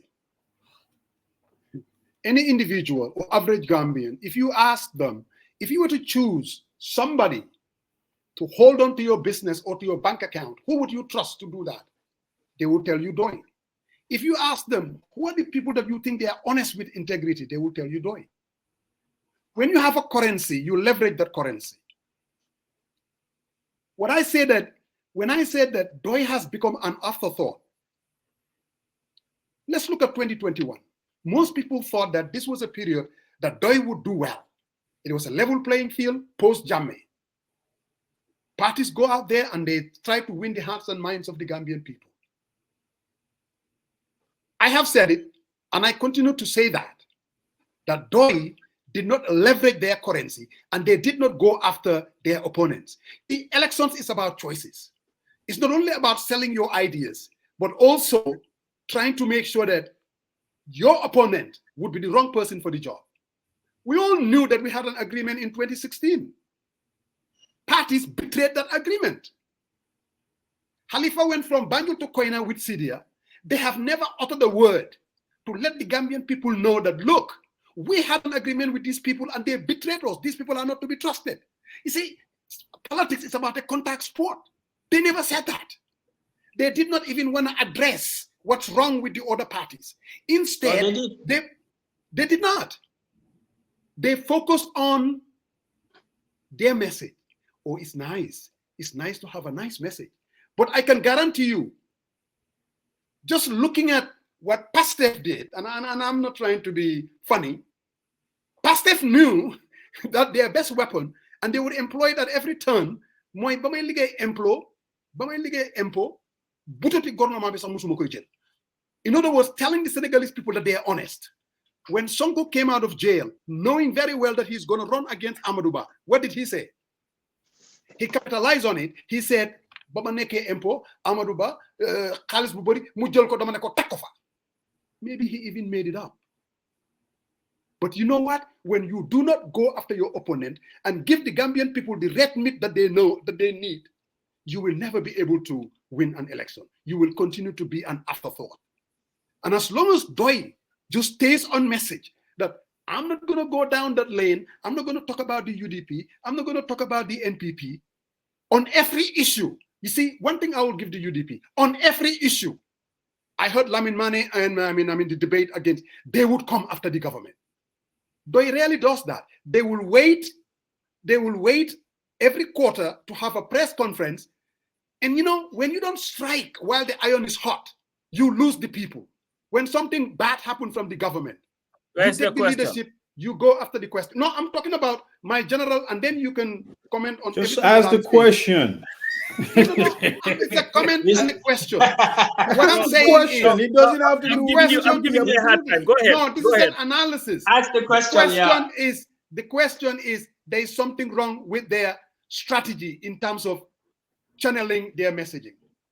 Is that the question?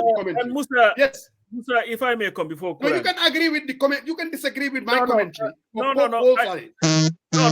You know me disagreeing with you is nothing new. Mm-hmm. But I think you put your finger on something that is very fundamental. You see, politics is about selling oneself. Mm-hmm. And I've always had this argument with Fala. And I hate that I'm giving him credit here. He had always mentioned that. But that is a fact. Let's look at 1992. You know why CDR was very popular in 92? When he just ran, he had about 9% of the votes or so. Because Doi decided to release his resignation letter from the government. Mm-hmm. When that resignation letter came, people were, wow, we have such a person in this country. And then, you know, he was out there. People were seeing something that was rare in their body politic. And that was why a lot of these young people gravitated towards the party. Let's look at, let's say, Khalifa, the missed opportunities that you're talking about.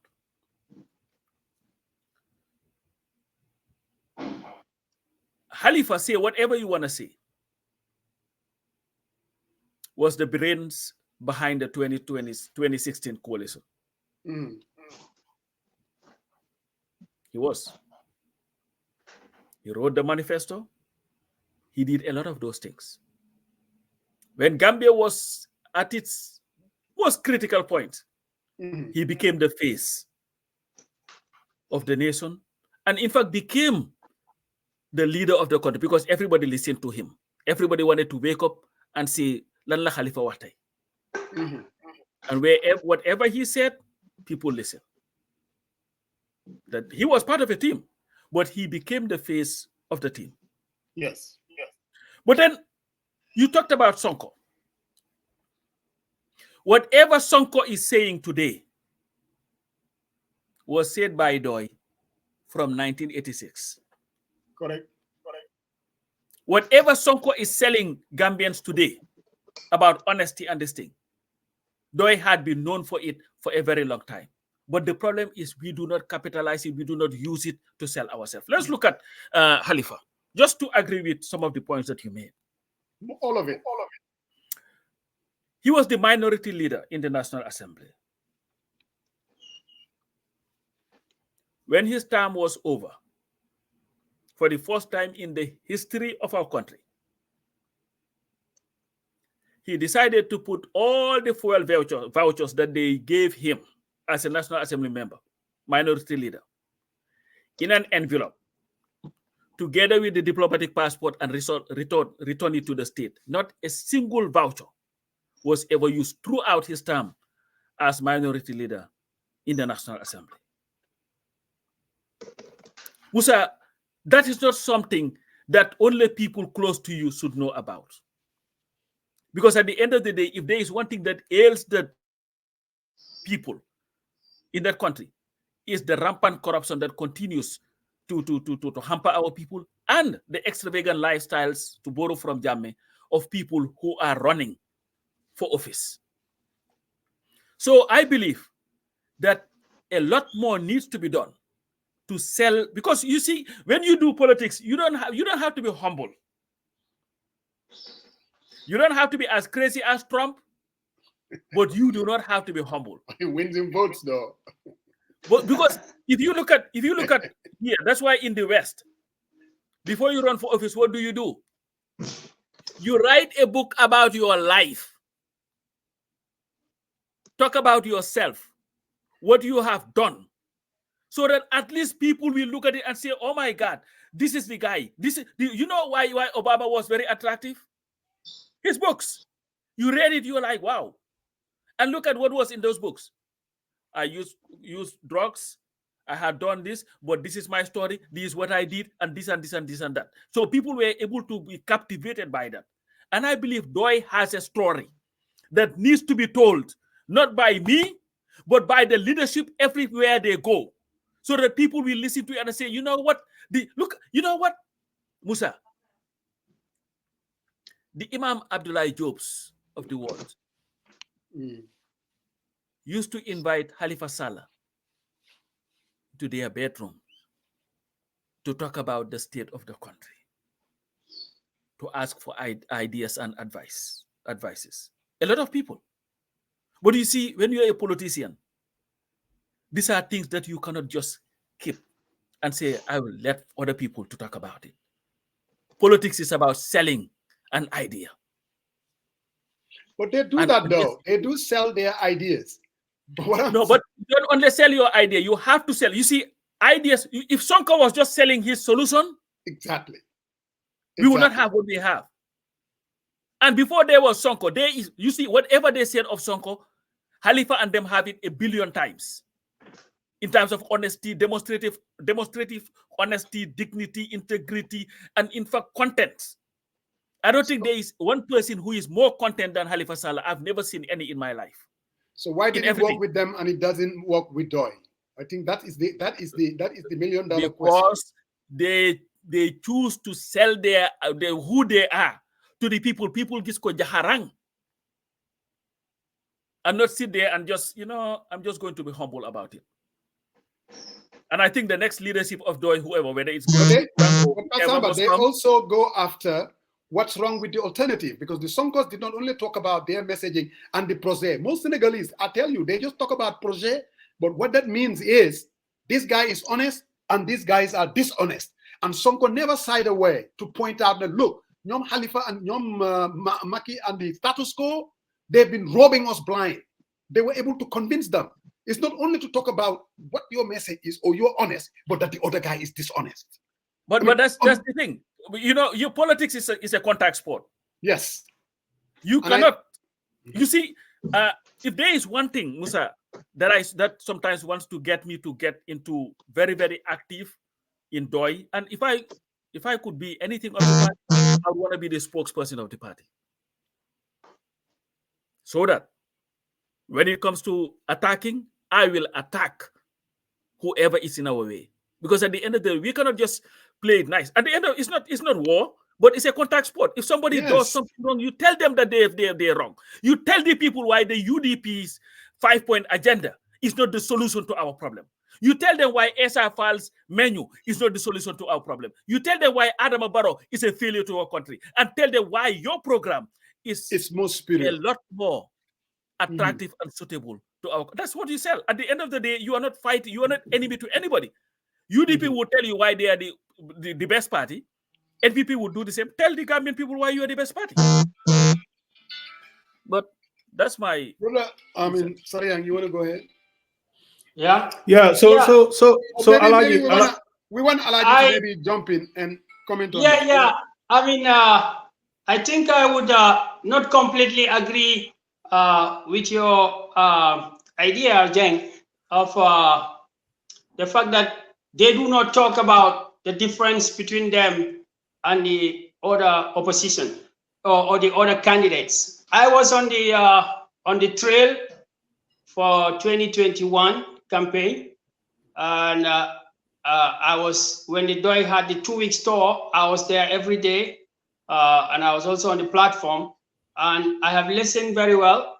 I've had both Khalifa and Sidia talking passionately about the difference between the Pdois and what the other alternatives are. And obviously, you cannot also forget about the fact that Khalifa has, volunteered to debate, and he has debated other opposition members, not all of them, but others. And when he debated them, he didn't waste any time to show the difference. Now, I'm coming to your question of why, or your comment. Every politician have a way of doing things, and yes, I would respect their way of doing things. Yeah, and I don't really necessarily think that everybody in Pdois actually has the same way of doing things, right? I would agree that Coach Pat Samba, possibly as our next PRO, I would say he's more aggressive than Sidia maybe, or maybe more aggressive than Khalifa. But that is his nature. That is his strategy, right? Not necessarily they differ on principles, but his approach is different. And yes, you have to recognize that, and you have to respect that. So that is why I am telling you that some of the underhand tactics that were employed by the NPP and the UDP, because when you said opponents, that's what I believe you're talking about, by the NPP and the UDP, even Joe Biden is more aggressive than us, yes, in attacking the opponents. So the underhand tactics that were employed by the NPP. I give you an example. When we were contesting for parliamentary, the NPP had their bulldozers stationed all over Nyamina that they're going to construct the roads. and other places. They were in Woolley against Syria. And we saw what they did. We saw what the president did. The Doi leadership had never gone that low. So I also gave you earlier of the underhand tactics. Why I'm saying this? Because that is not going to continue, brother.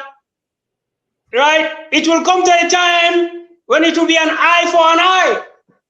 And that time you will see changes, my brother. But you have to respect that they have their way, right, of how they present. But that's not necessarily how everybody in the party, right, presents, even though we may all agree on the same principles. Yeah, but Mamadi, I mean, I get that. Different parties, different personalities. But at the end of the day, we are talking about the strategy of the party, whether offense or defense. What we are saying is, when you look at Doi, the strategy that they have employed for the past 30, 40 years, it did not work, or I would say it did not translate into electoral votes. I mean, that's just the fact.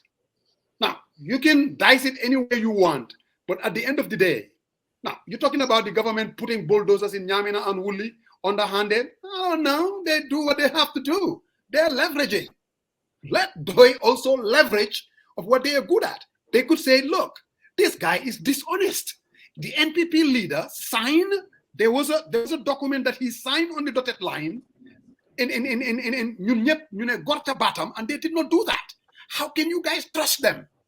You see, they play on the handedness. You go low, my friend, and you're not lying. You're not making things up. You're just stating the facts. I mean, no. That's all we are saying. Can I ask my question now? Since you guys are going back and forth. You can dispute without going low, yeah, and you can bring out the weaknesses in the other parties without necessarily going low. Today is Doi. It's not the other parties. We're just talking about Doi as a party, why things haven't worked for them. That is the question. When we have UDP, then we will talk about UDP.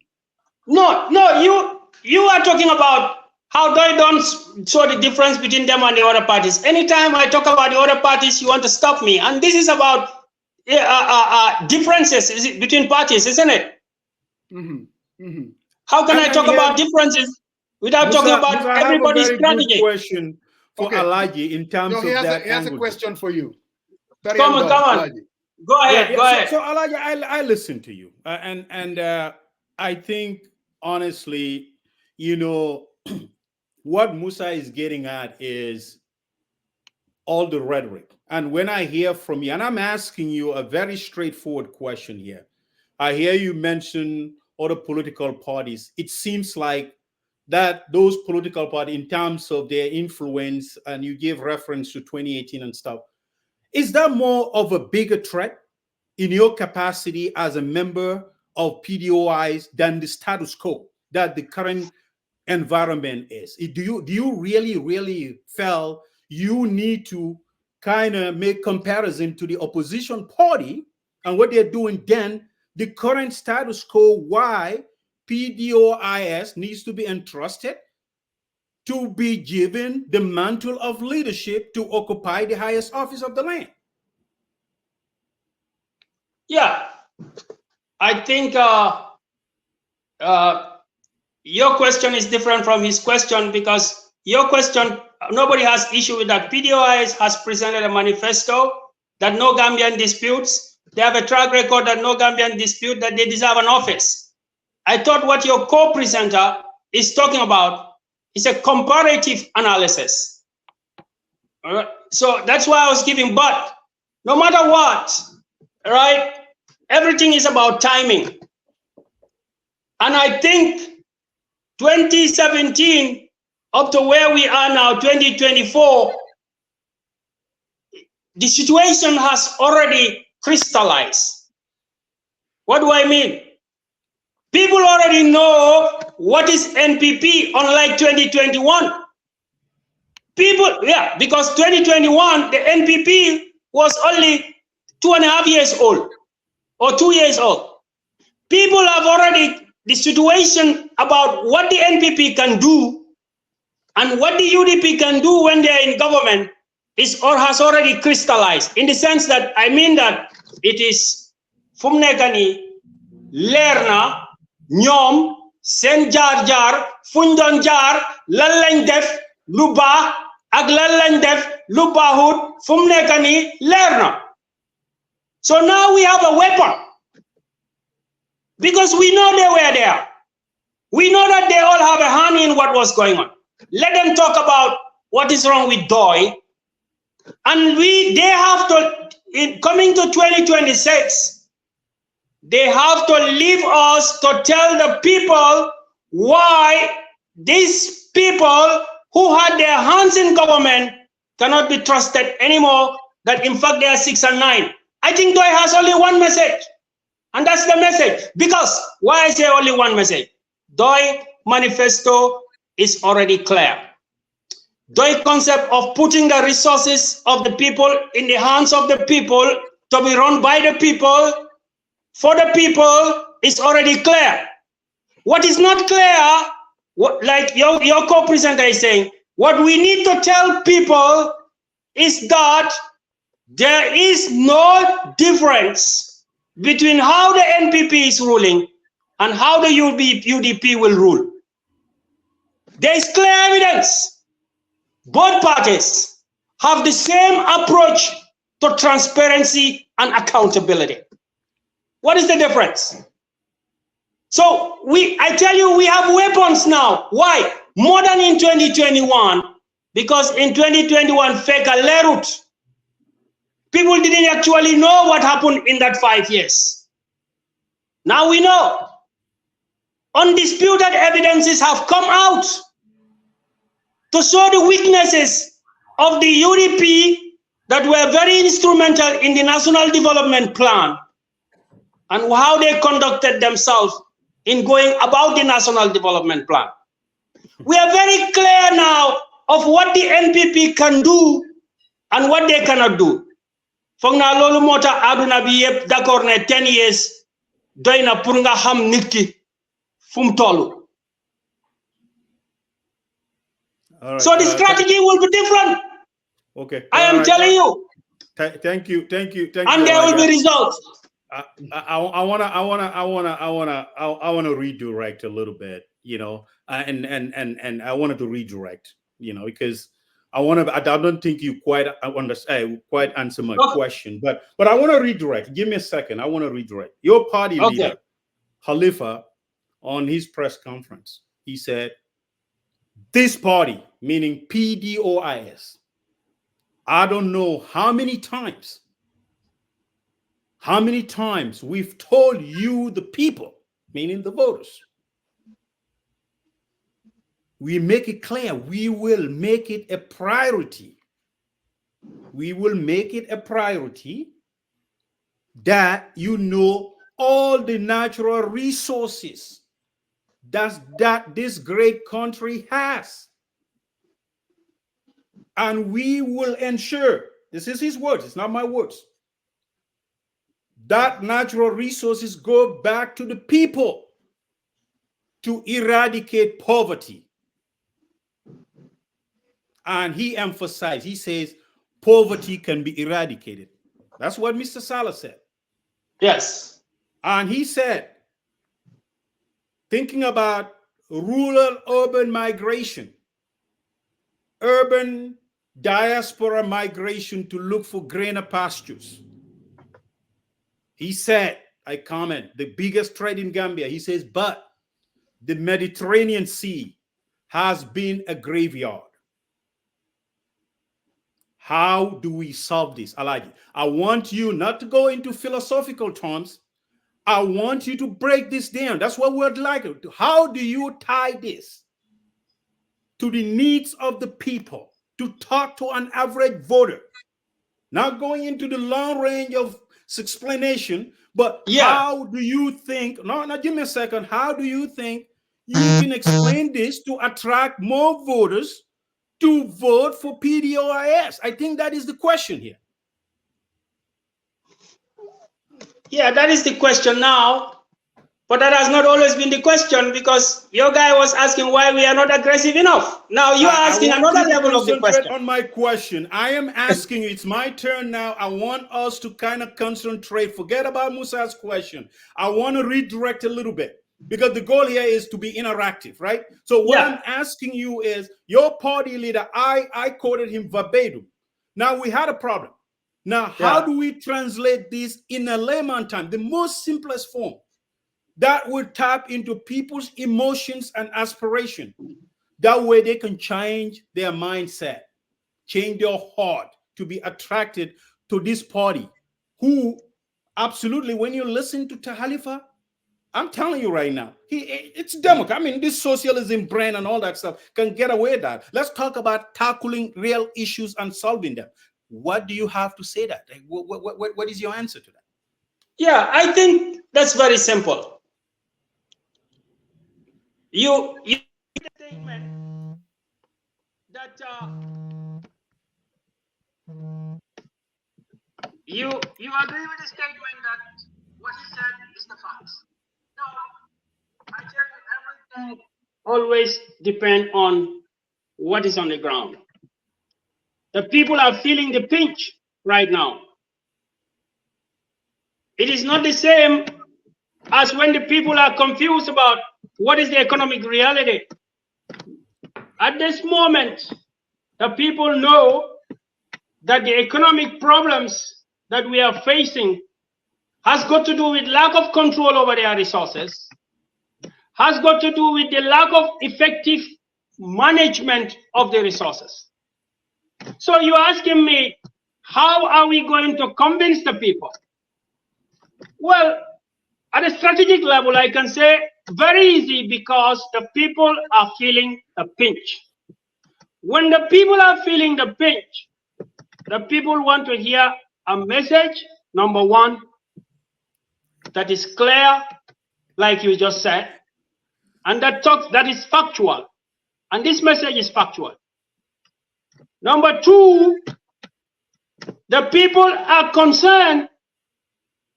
Every party has got its plans, but the people are going to watch. Who is it that says something that matches with their deeds? This question will be kept on post to people. We will keep posting it to people. Every manifesto is beautiful, just like how every bride is beautiful. But which one of the manifestos that you can look at and say what they say matches with what they do? And I think this is easy. This is how we are going to convince the people. Look at what we say and see whether it matches with what we do. And look at what they say and see whether it matches with what they did since 2017.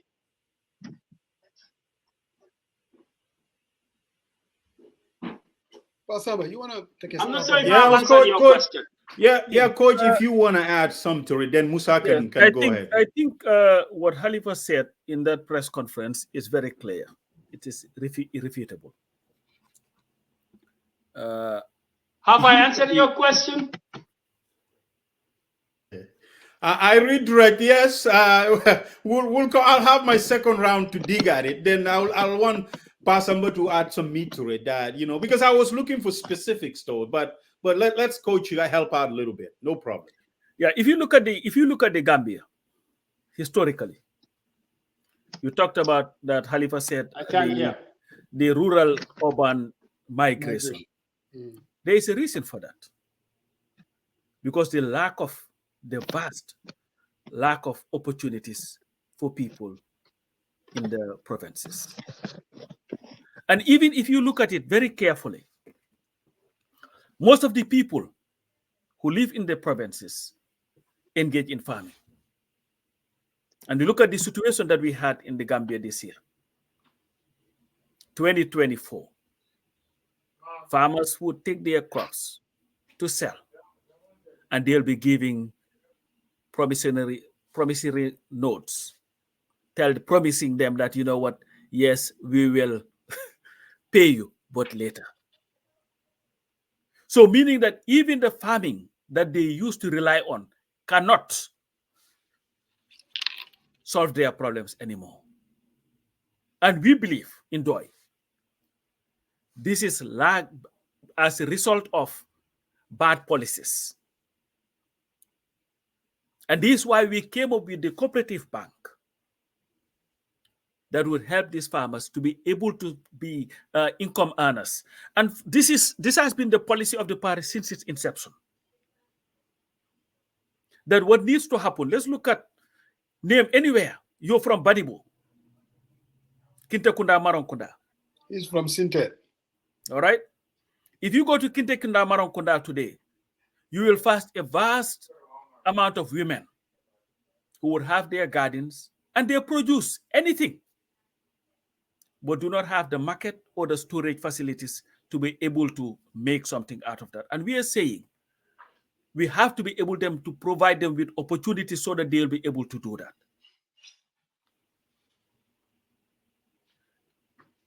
You come to the provinces now, the amount of young people that are leaving our schools, like Sidia said in his interview with Kirfatu, the kids are educated, they have no jobs. You tell them to go for métier, they do the métier, they have no jobs. They have no means of income in that country. They are as dependent as our government is dependent.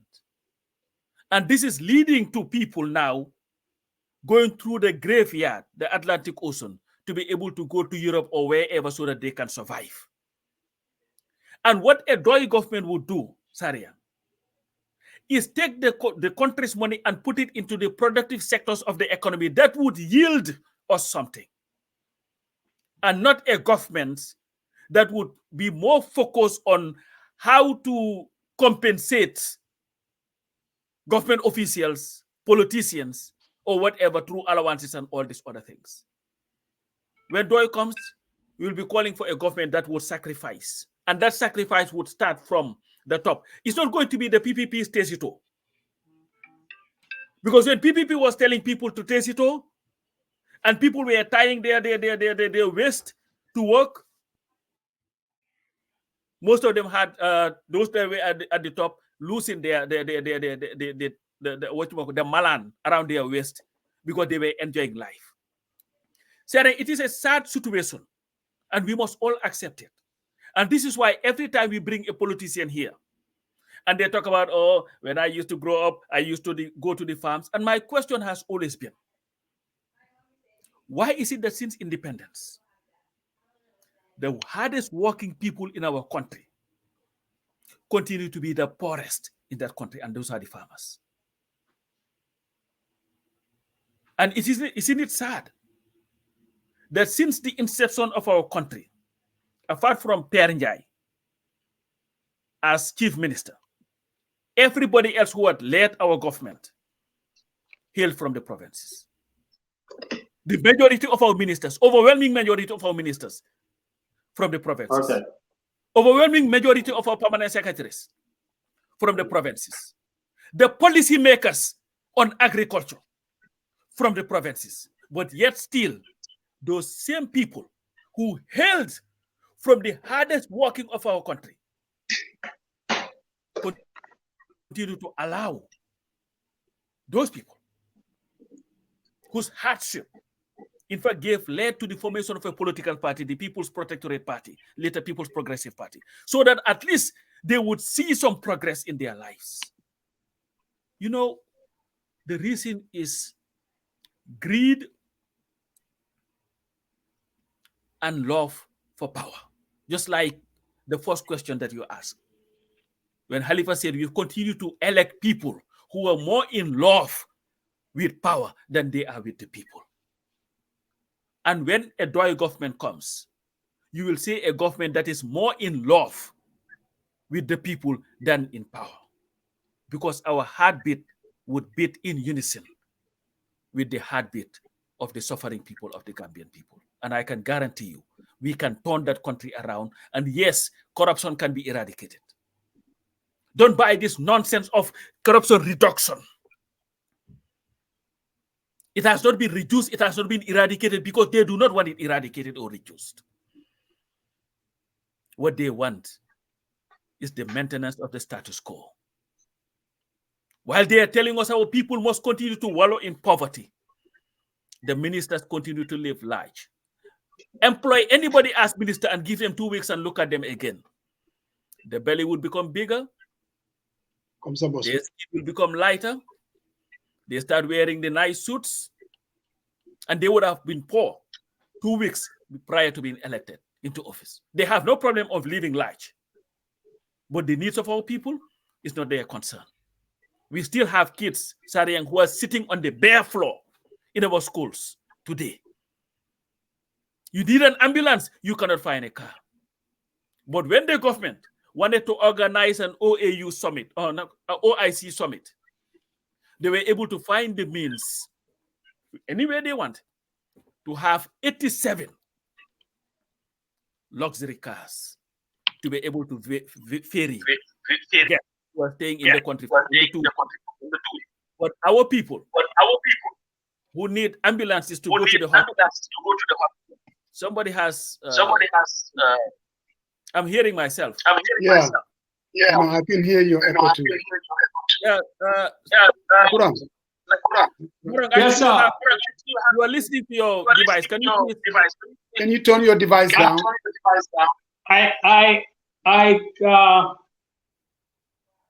lost connection for some time. Yeah, I think it's gone.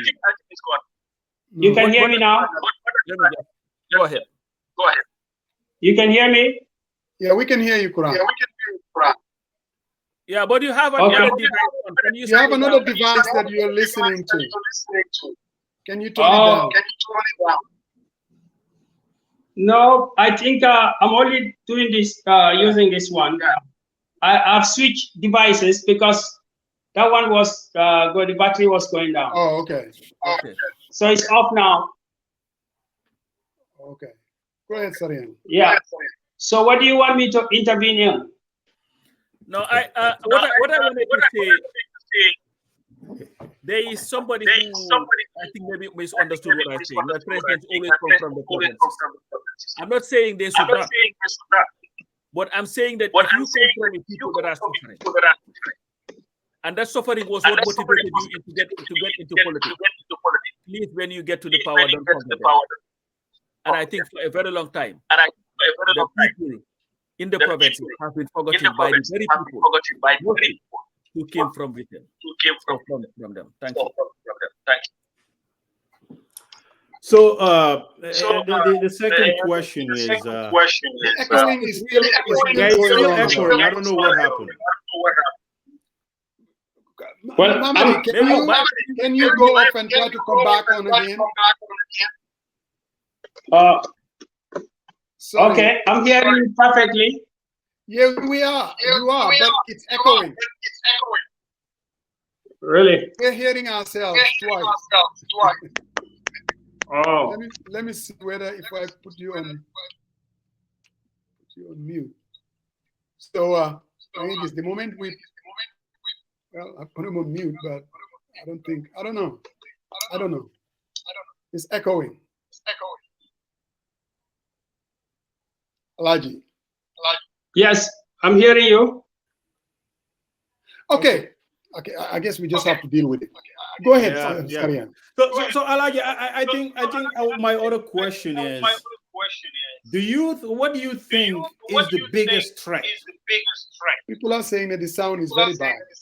Yeah, it is bad. Musa, maybe we go out, all of us, and come back in. Maybe I don't know. No, Mom, Alaji, why don't you, when you go out and come back again? Okay. Yeah, go all the way out.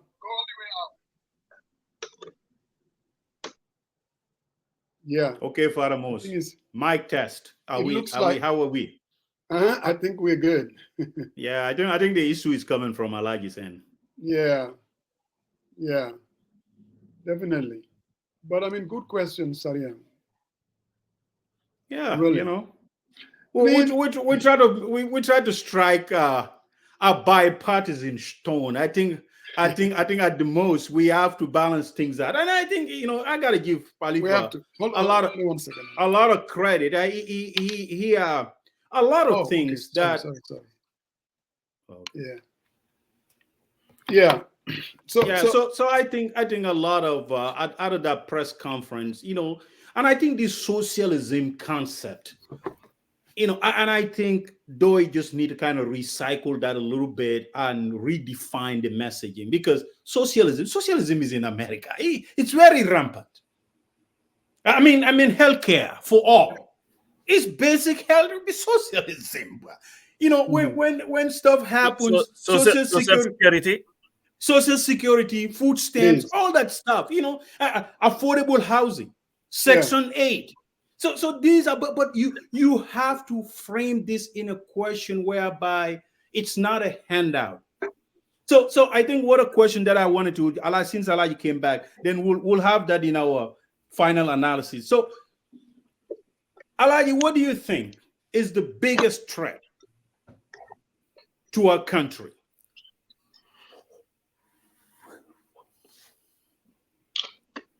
The biggest threat? Yes.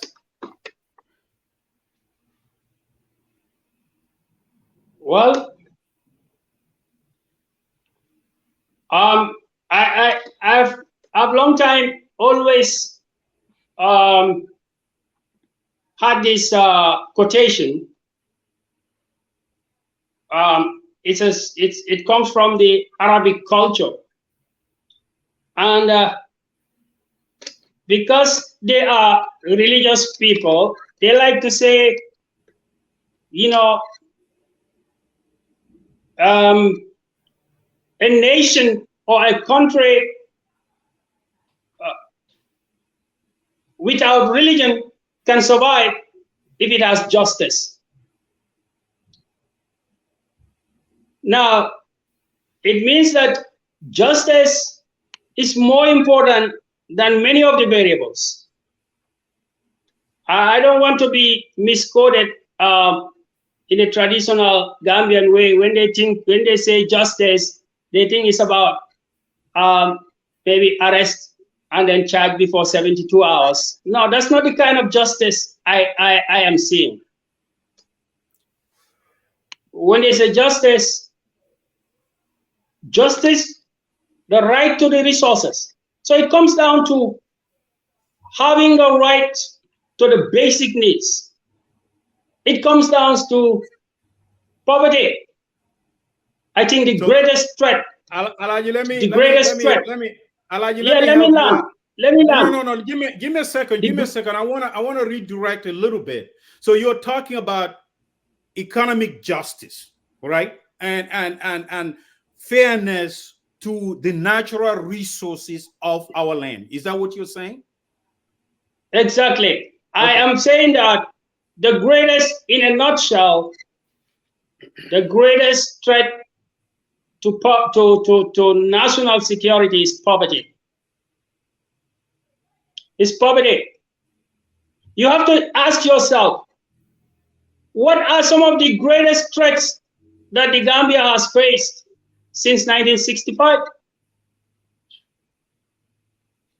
1981, 1994, 2016. What was it all about? It's about the unequal distribution of wealth. It's about corruption. It's about injustice, lack of proper governance, but not for the sake of governance, but for the sake of people to be able to have their daily bread.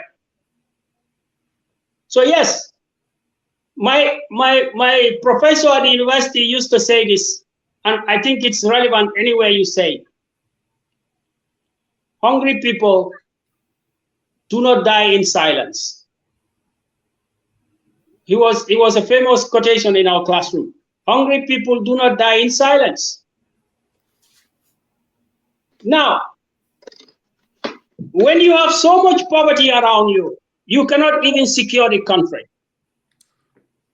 Even the politics that we are all crying about today, well, I must say that whatever I've said today is my own personal opinion. I'm not speaking on behalf of the party. I'm just giving an independent opinion.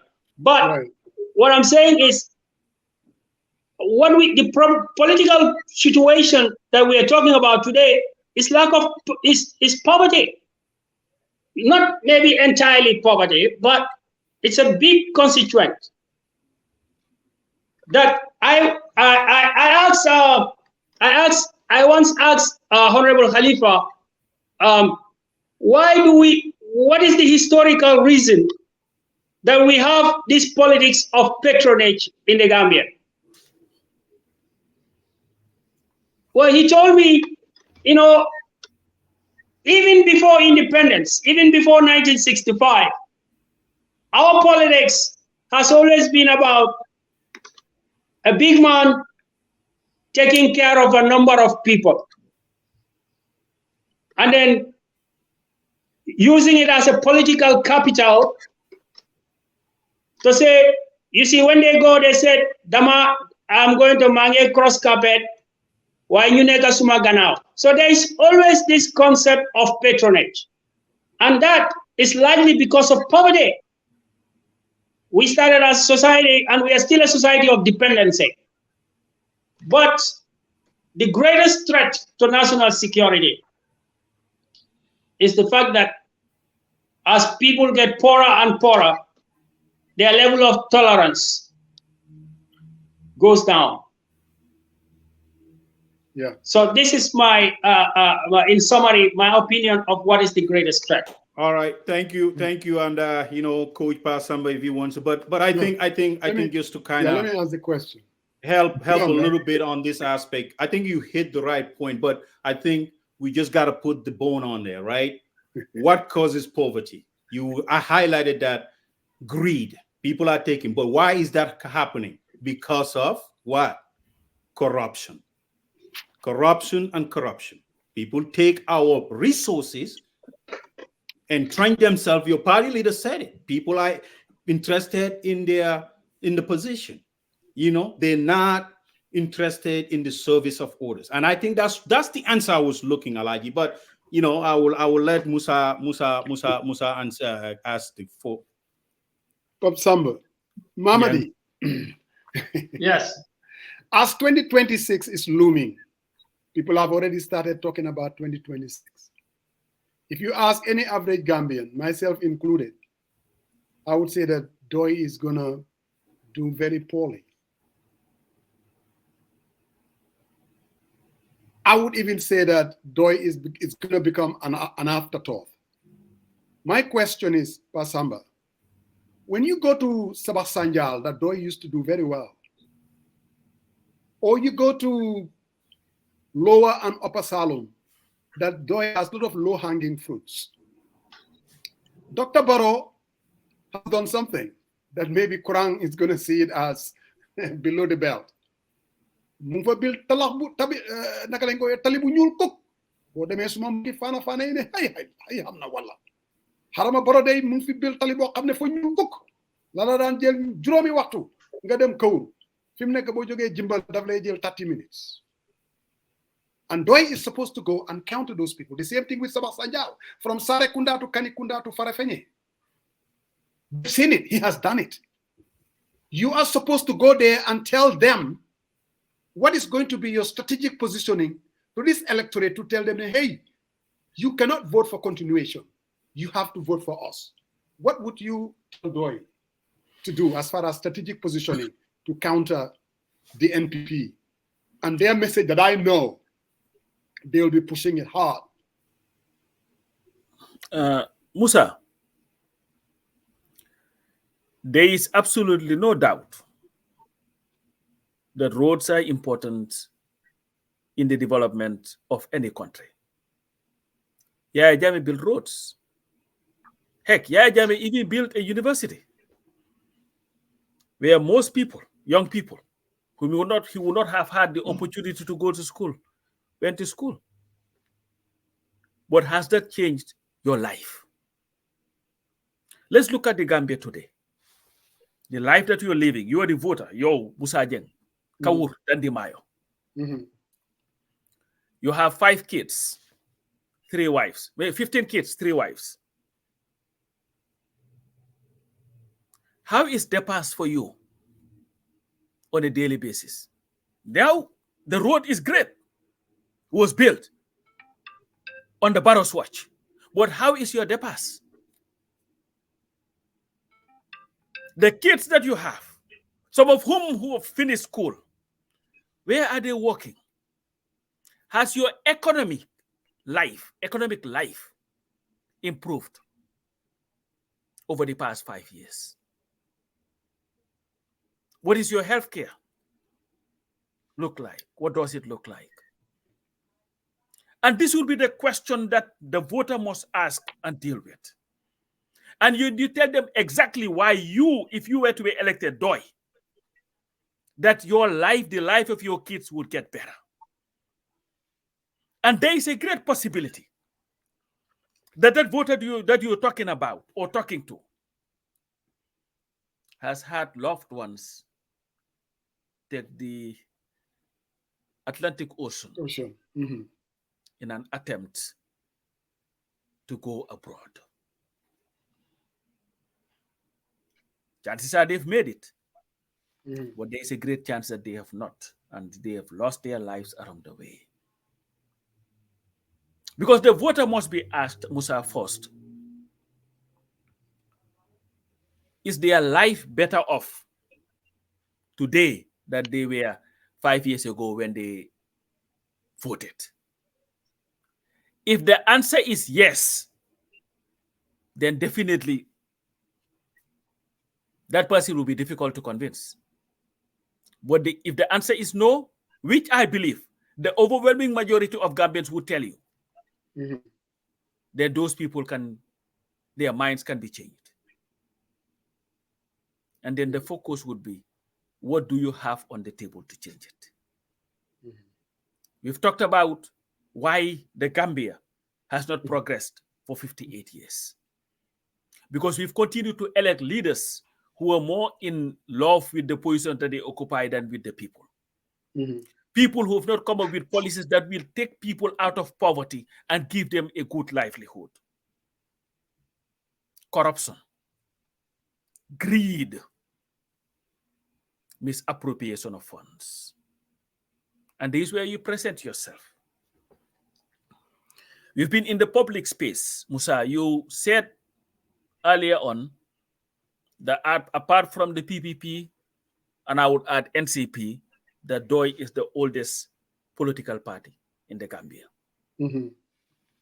Pdois leadership have been in the public space since the 70s when they came back from their studies. Whether it was Samsar as a teacher at Gambia High School, Sidia Jata at the Department of Curriculum, or Halifa Sallah, Social Welfare, or Amisila, Department of Health, or Swaibu Ture, Action Aid, and all these other places.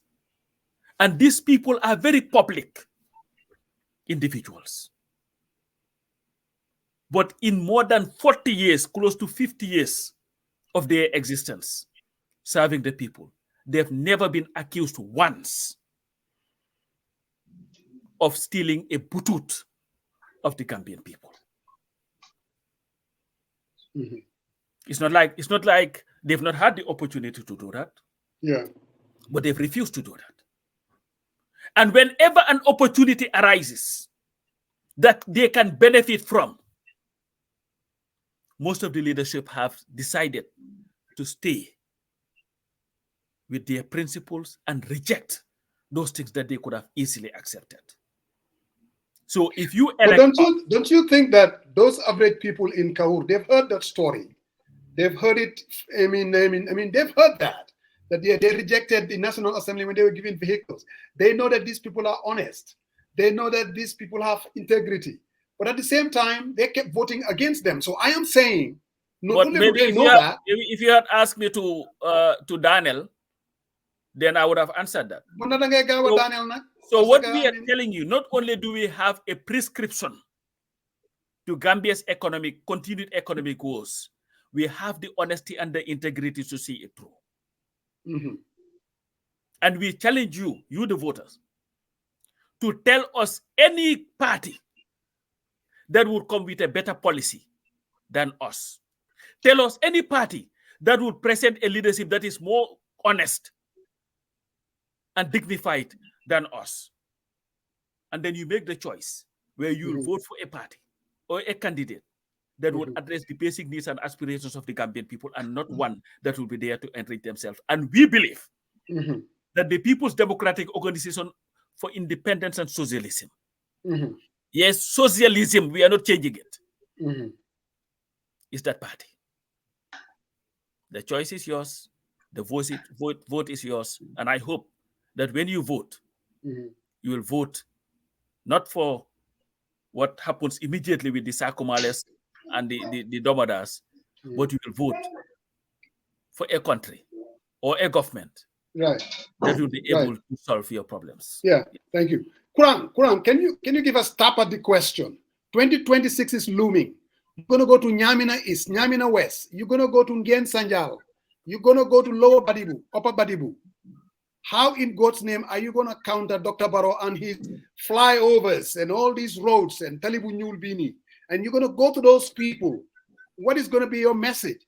Most people are saying Doi will be lucky to make 2% of the votes. What are you going to do strategically to position the party to have an impact, or at least to change to win the hearts and minds of the Gambian people? Mr. Kurang. Yeah, thank you very much. I think what I've said before, the situation has almost come to crystallize. All right. Yes, Barrow will say, I've built that, I've built that, I've built that. But at the end of the day, in America, they ask a more simple question than you are asking. They say, has your life become better? Better off. Yeah, are you better off? Yeah, are you better off? That's a much simpler question. Now ask the Gambian farmer in North Bank. For him, better get to be Mufa. Are you better off? Ask them about the bag of rice. Are you better off? Are they better off? Well, what the whole country, I told you about a call I received from North Bank this morning. The answer to the question is people are worse off. So you can say I build roads, but people don't eat that. The first human need is what they eat. And in that case, they are worse off. So if people are worse off, people are saying we are not better off. Some people are crying that even Yaya Jammeh is better. Jammeh sunye on samutane. And you know the case against Barrow is very strong. Yeah. So it's very simple. You said, people said, Doi is going to get 3%. No. I tell you, Fumnekani, Guy Feigning. Wow. People are going to leave NPP and UDP and come to Doi because the truth is against them. There was a guy, this guy I was chatting with some time ago. And in Monaco, yeah, just like you are saying, the resources are against us. They have more money. They are in the government, or they were in the government. Munama, you know what? Munama, the truth is more powerful than the money. And you see it in Senegal. Make amon na halis di. Yeah. Munga wane sa make mo make ndabaro mo opa make halis. Ndabaro mo opa Yaya Jammeh halis. So it's not about money, bro. It's about the truth and the way it is said. Are we going to put the truth to the people? So nobody can say, nobody can predict the Gambian voter. The Gambian voter has always been unpredictable. I don't know about that. They've been very predictable. Yeah, they have been unpredictable. You ask Jammeh, he will tell you Gambian voters are unpredictable. Oh, yeah. You ask the UDP, they will tell you Gambian voter has been unpredictable. You ask UP, they can tell you the same thing. You ask the PPP now, they tell you the same thing. So yes, there is a strategy, and I am not faced by the projects and projects and projects. I still think that the more the truth that people know, and Gambia, you see, it's nobody can fool people completely anymore. Yeah. This program is just a small example. There are more and more awareness in the country. If you go to the remotest village now, if they cannot view your live program, they can have your audio. So the veil is being lifted, and it will take them by surprise. Do you know that there are politicians in Senegal that read the situation so wrongly, and nobody is hearing about them anymore? Yeah. What do I mean? Make, he read the situation correctly. He was overreacting. But there were people who did not endorse Amadou Ba. They did not endorse Domai because they said, no, bon, second round of Did they read it correctly? Maybe not. No. In 2016, even in the Gambia, there were people who read it wrongly. So you see, politics is not mathematics. Yeah.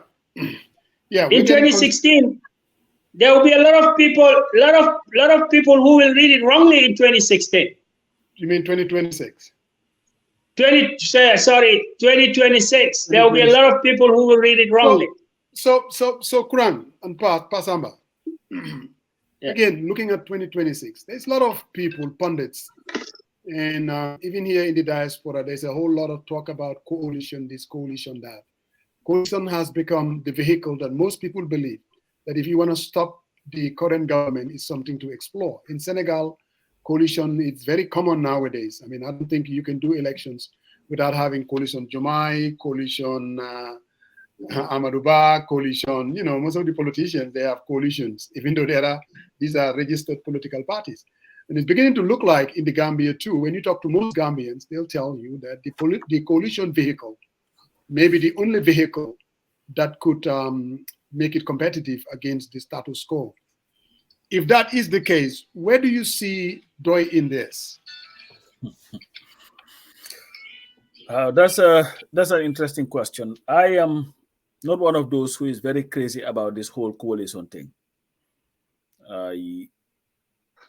I believe that given our experiences over the years, that we have to be very, very mindful, because at the end of the day, changing a government, but changing it for what? Now, Barrow, sorry, Pastor. What's his name again? What's his name? Jammeh. Jammeh, yeah. And you see how difficult it was to even have a coalition against Jammeh with all the things that Jammeh was committing.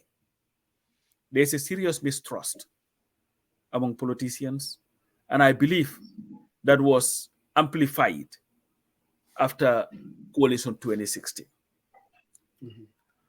What I believe the focus should be is to have a constitution that would allow for a second round of voting, an entrenched term limit, and then when that happens and you go to a second round and somebody wants to support you based on whatever arrangements you have, that's fine. But Musa, this whole coalition talk, to me, political parties must be put to work. Don't just form your political party or declare I want to be a candidate just so that you will find your way in somebody's government.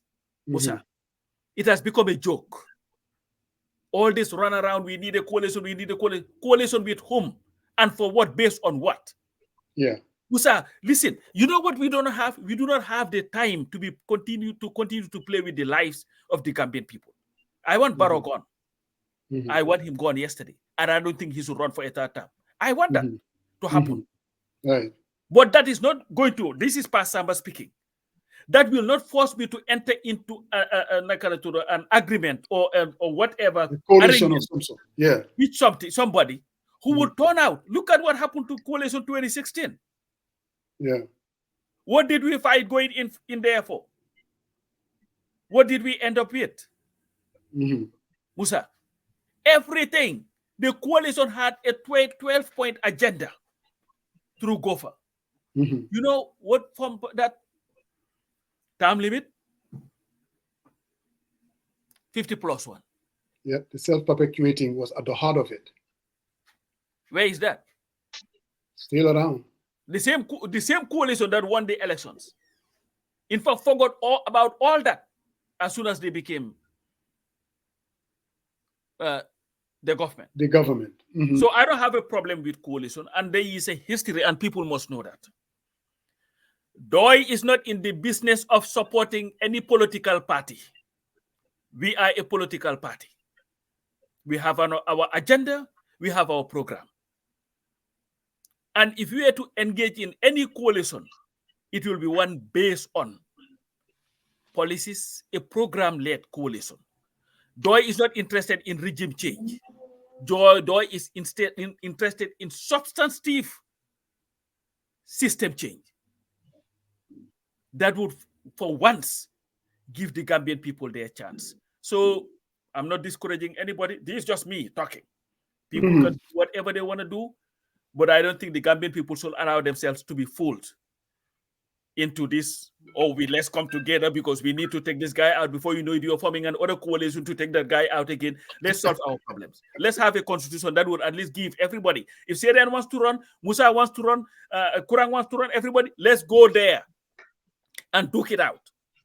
Let the people decide. If you do not have enough people, it will be the best too. And let those people come and tell us why you should support them. If you agree, you support it. If you don't, you sit it out. And the people will be giving them choice to vote. But look at what is happening. Barrow, how many people endorse Barrow? Where are all those political parties? They've been subsumed by the NPP. They are now pretty much technically the NPP. You have 19 political parties, but you cannot find them anywhere in the world. They are not anywhere. You cannot see them. They don't exist. They just exist in name. But they want to force you into a coalition, and then you sit and wait. While the Gambian people are suffering, they're going through all this. You don't want to talk. You don't want to do anything. But election comes, you want to come and declare yourself, I am the best independent candidate. Come and support me so that I can win. You have to get your hands dirty. Yeah. And this is why I appreciate people like Kurang, who is everywhere talking about what he believes should be the solution to our country. Don't sit in your nice corner and just be surrounded by friends telling you you are the Yafi touch. You are the real deal. Let's go so that they will back you. It's a joke. Yeah, that's a hell of an answer, and I don't usually say that to you. Well, you don't have a choice. Kurang, what do you say to the question? Coalition as a vehicle to bring about, to change this government. There are a lot of people talking about third rail. Here in the diaspora, we have another one. They're talking about coalition. Back home, what's his name again? Lawyer Martin is talking about a coalition as well. I mean, what is Pdois' position? Maybe, or what do you think Pdois' position should be as far as a coalition as a vehicle for change? You know, I cannot say more eloquently than my senior comrade had put it when he said, I'm not crazy about coalition. Because most of the people, they tell you coalition. And when you tell them, so how do we avoid the trap that we found ourselves in 2016-17? They have no answer. So we all know that the answer was, let us all fight together, put pressure on our parliamentarians for this country to have a 50+1, as somebody said. Yes. But right now, there is no MP out there or block of MPs with some substantial power that is trying to push that, knowing that it will form the most fundamental tenet of our democracy. Nobody is talking about why Solo Sanden died, and we need to continue his legacy. Electoral reforms. They're just telling you this trap. They're setting this trap up for people.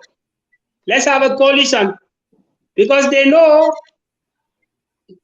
bolen jele kona birek, bolen kove dinañ la wax ne wow, we are the biggest, so we must lead.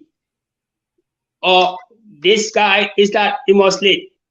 But everybody know you will not be, without a 50+1, you will never be able to avoid the trap that we find ourselves in 3 years Jotna.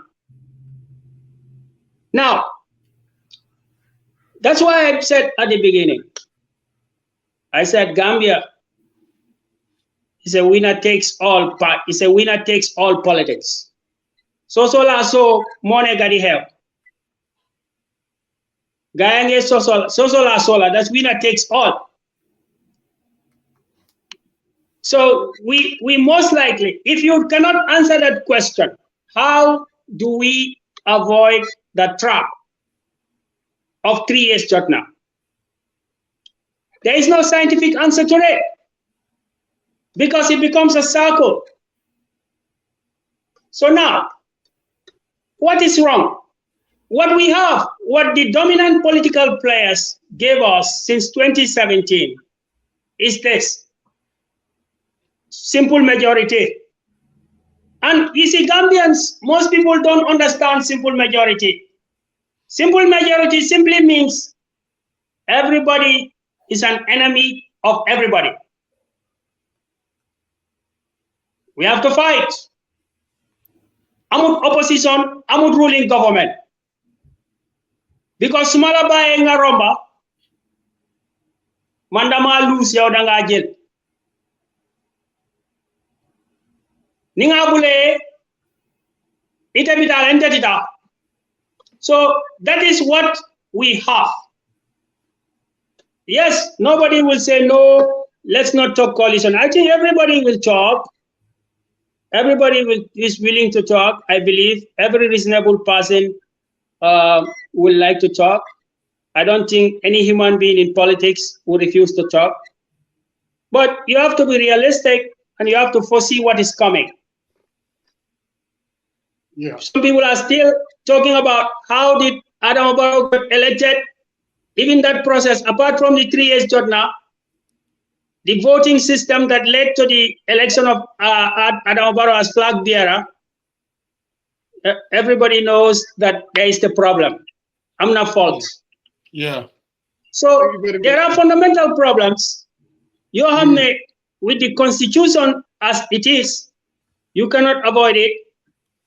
We're going to remain as winner takes all. So the UDP with and the NPP and all the other parties must know that when you design a system that remains winner takes all, you make coalition difficult. And when that is the case, you have to go out there,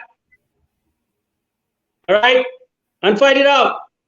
And we are going to say that, yes, the biggest threat to society is corruption and poverty. So Kurang, corruption. I get it. I get it. Listening to both yourself and Pasamba, there's absolutely no doubt that if I hear you right, coalition for coalition's sake is not going to change the system. But also in politics, if you know that the status quo as it is not sustainable, what we have is not system change, and most likely, if we don't do anything, most people would tell you in the absence of a coalition vehicle, I mean, Adama Barrow is going to be re-elected for another 5 years. Then the fundamental question is, we all know that maybe that's not good for the country. So why not explore another way?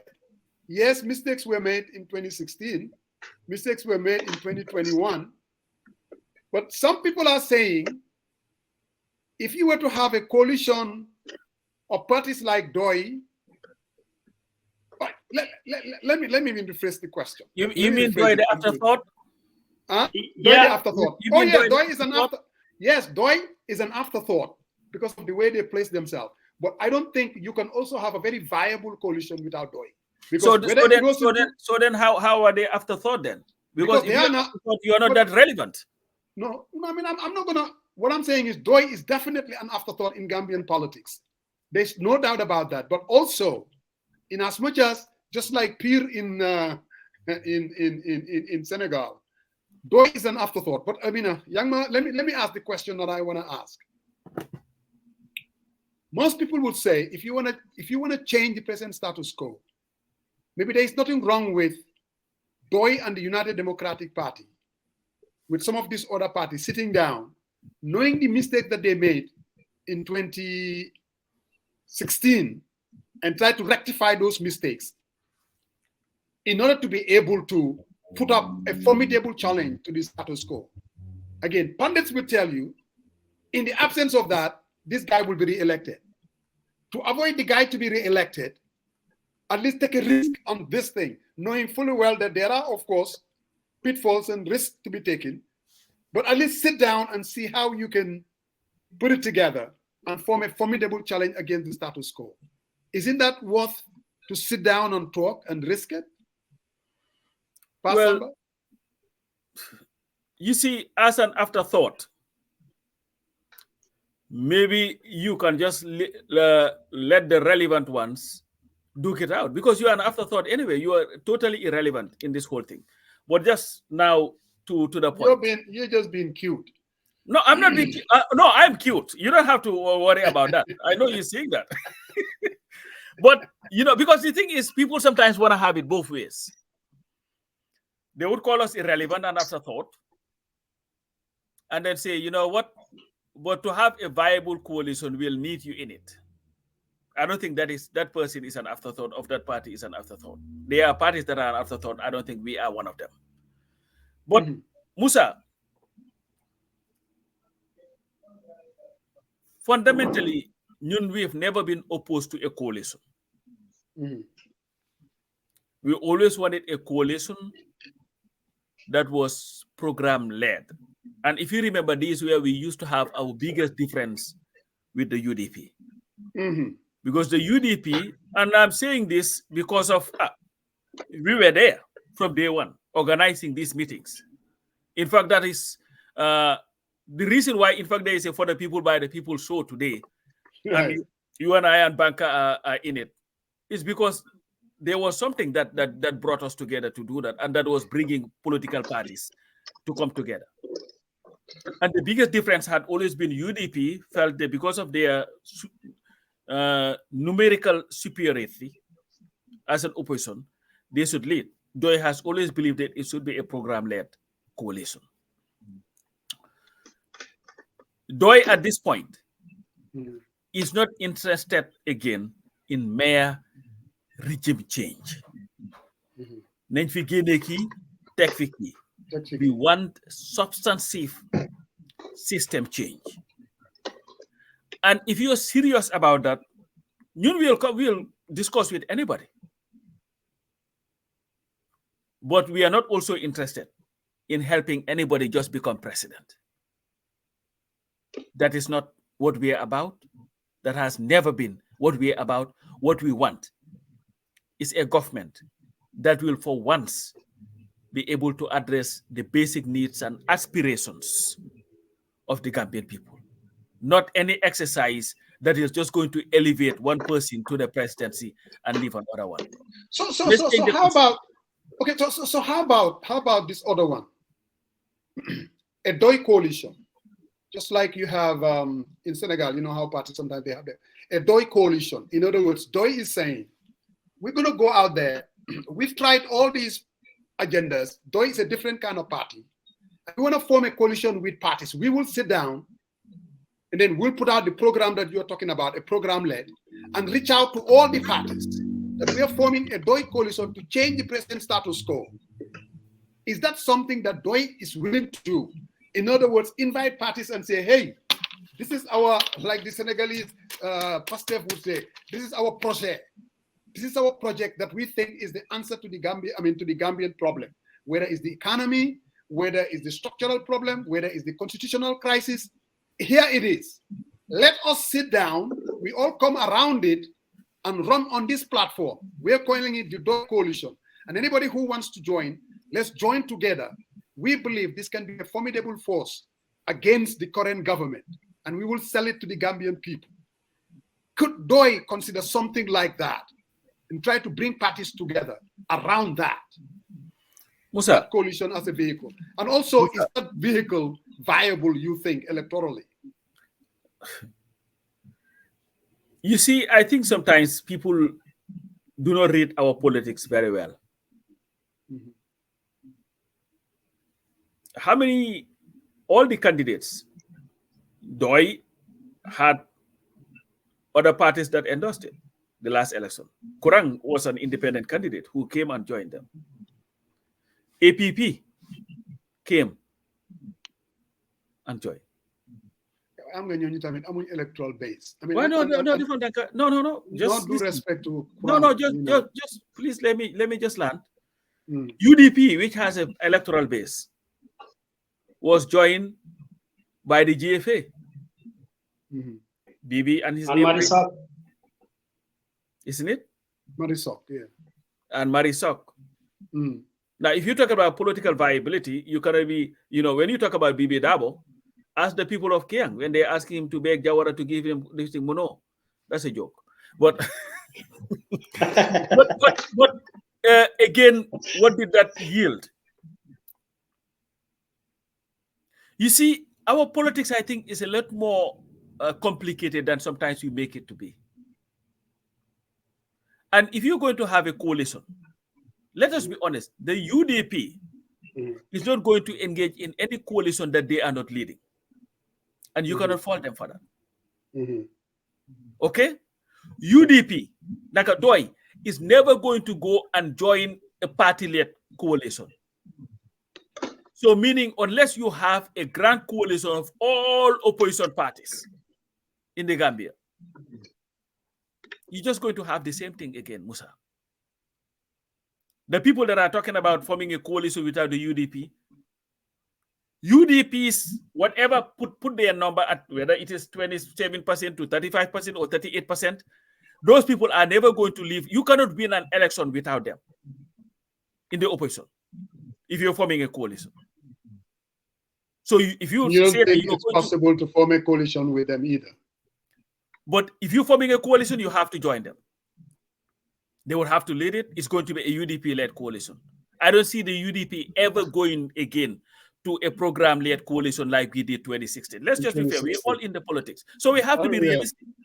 Yeah, I don't think so. So this either. whole notion of non-form opposition, non-form leading, you cannot form one without the UDP, party-led, and you're not going to have Pdois join a party-led coalition. And it doesn't matter whether it is. And you don't. Sorry. I want what's his name to chime in too. And you don't think that Pdois could form a coalition outside of NPP and UDP, and it can be formidable. In other words, let me just play the devil's advocate here again. If Pdois were to come, I'm just talking looking about for a coalition that is formidable, a coalition that's going to win. Well, I mean, because formidable would lead to winning. I mean, if you're not viable, then obviously you have. You are the political strategist, Finney. That's what I'm saying. No, you are the self-appointed political strategist. But please believe me, this one is serious though. No, it's serious. I just want to ask you a question. Are you suggesting that? I'm asking the questions. Okay. What I'm saying is, can Pdois form a coalition outside of the NPP? Because you said UDP will not form a coalition without them leading. I get that.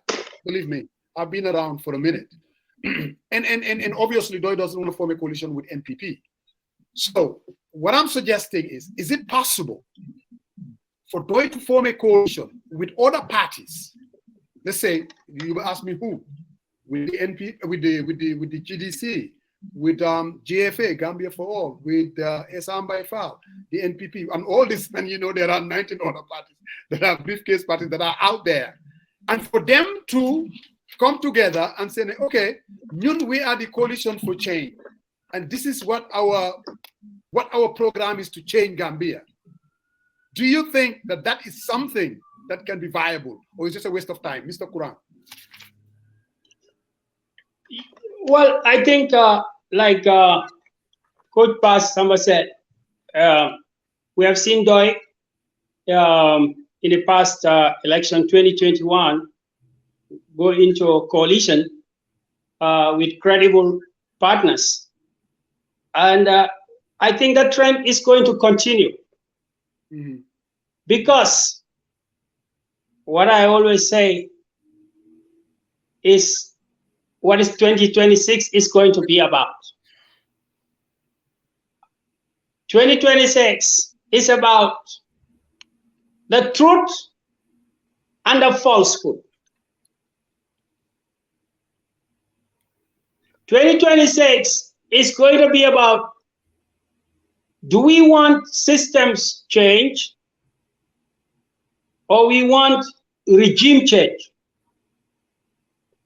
And this is what we're going to tell people, and this is what people want to listen right now. If we remove Adama and replace it by somebody else just for the sake of replacing it, let's say the UDP, there will be no change in the country. They are 6 and 9. So gradually, this momentum is picking up in the country. I can tell you, you may see me online, but I'm more on the ground than online. What the people are saying, so you see, the conversation, even the NPP is aware of that. I have seen a doctor, Cisse and others saying that there will be no third force because they know what Gambians are looking for right now is a third force. Why? Because Barrow's government has failed for one simple reason. They are not able to control corruption. There is no way that a UDP government will control corruption because we have already seen what they can do. So Gambians are now asking, is there a third option? And that's a Pdois-led coalition. That's the third option, and that's the viable option. And that is the option that will bring systems change. So take my word to the bank. So if I hear you right, the question that I asked, you think a Pdois-led coalition can be a viable option or can be a formidable? Pdois-led coalition is the only viable coalition to bring systems change. Mm-hmm. And that is what every Gambian listening to this program today must take note of. Corruption cannot be eliminated by UDP or NPP. We have seen what they can do with corruption. They have the same principles. Winner takes all. Rajasa Kanam. A Pdois-led coalition based on sound principles of governance is the only third option that is left, and that's what Gambians are asking for. Take my word to the bank. That's going to be the talk. That's going to be the issue. That's going towards 2026. It may sound very remote to you now, but so long as the man in Farafenye, in Jabakunda, in Baribu Salikenye, Yalonde ko nyimmo fulolu, nyimpati fulolu, is Bekilik. They cannot, you will never have systems change. So the only option that is left is Doi-led coalition. Simple and straightforward, bro. I hear you. Brother Sariam. So Was, we're getting yes. we're kind of getting close to it's almost some people have to go and play soccer, you know. Yeah. Okay. So Sariam, Thank you. You can have the last question. Yeah. No problem. Thank you, Alaji, and for that comparison. And I wanted to extend to you that because of your inferences that MPP and UDP is 6 and 9, Sekou Kamara wants to organize a debate between you and him on this platform, a date chosen by you to come on, okay? That's what he wants me to extend to you, that he wants to have a debate because he thinks he totally disagree with your take in terms of what you are putting your pronouncement on this platform. So if you're ready, reach out to our boss, Musa Jeng, and he will organize one. Then you guys both can come in and get at it. Look it up. Who is good? All right. So my question to you, Alaji, you make, and I don't want to sound this to be between the Pdois and UDP, but I have to seek clarification from you. Obviously, you've been with the commissions, and you've seen the 2016 all the way down. I think I'm taking a little aback when you say UDP is the same. Same with MPP. Knowing the people who are in UDP and knowing Halifa Sallah, I think your party leader will not agree with you on this inference. But can you articulate in a more specific term that you can point in terms of fighting corruption, in terms of up to today, because they departed 2017. Still now, MPP is the government, President Barrow is the president. So how can you justifiably say that these two parties are the same? They are absolutely no difference whatsoever. Well, before I go further, what Honorable Halifa will say, that's the party opinion. That's the official opinion. So whatever he says, what I would say and what I've been saying is my personal opinion. Is that clear? Okay, that's fine, but I'm asking you a question. So now, yeah, your question. Mm-hmm. Very simple examples. You understand? 2 weeks ago, there was an article by investigative journalist Swandi Dabo. That article summarizes to you the attitude of the NPP and the attitude of the UDP in fighting corruption and transparency. What was it? Because you mentioned the commission, this is not something about the commission, but everything is relevant in politics.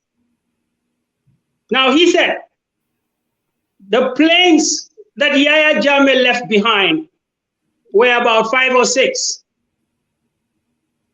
The commission was tasked to investigate. While the commission was investigating, the government was doing other things. When the commission recommendations came out, they specified that these items should be disposed.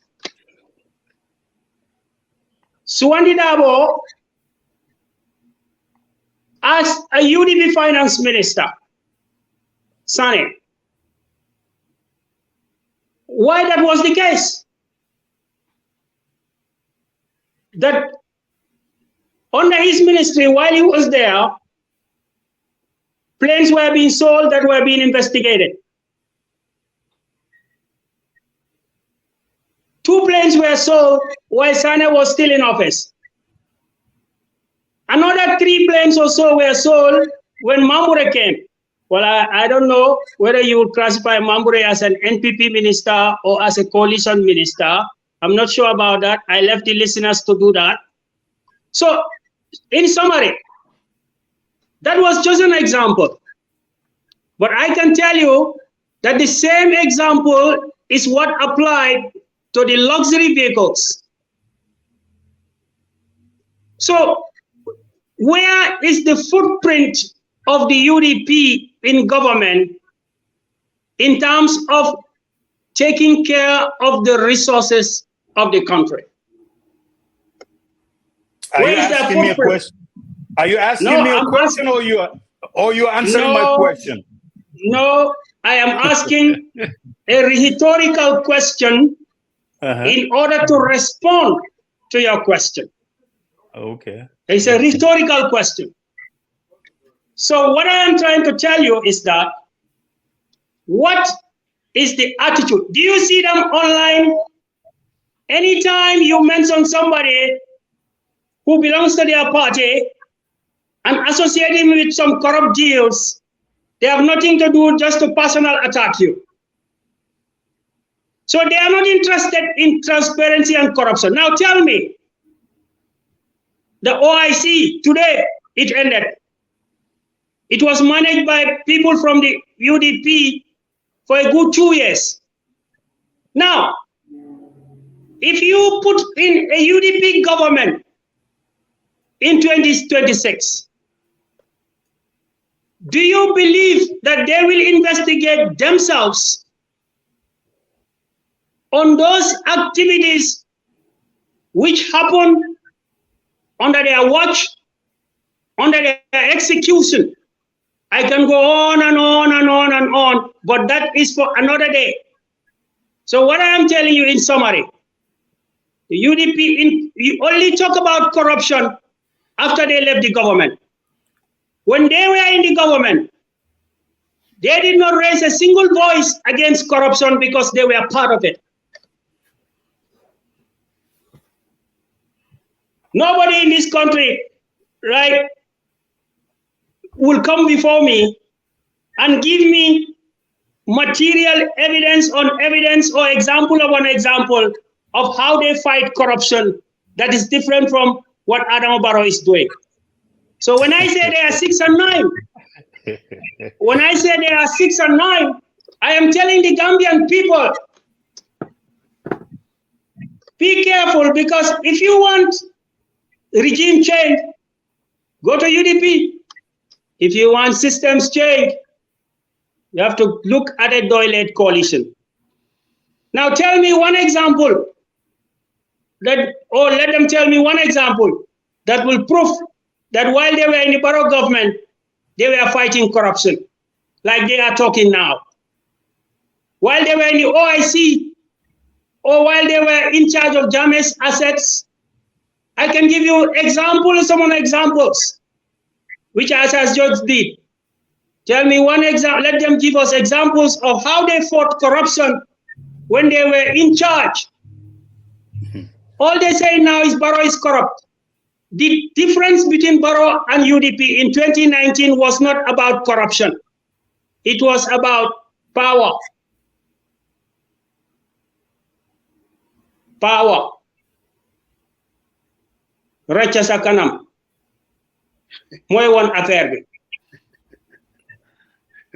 As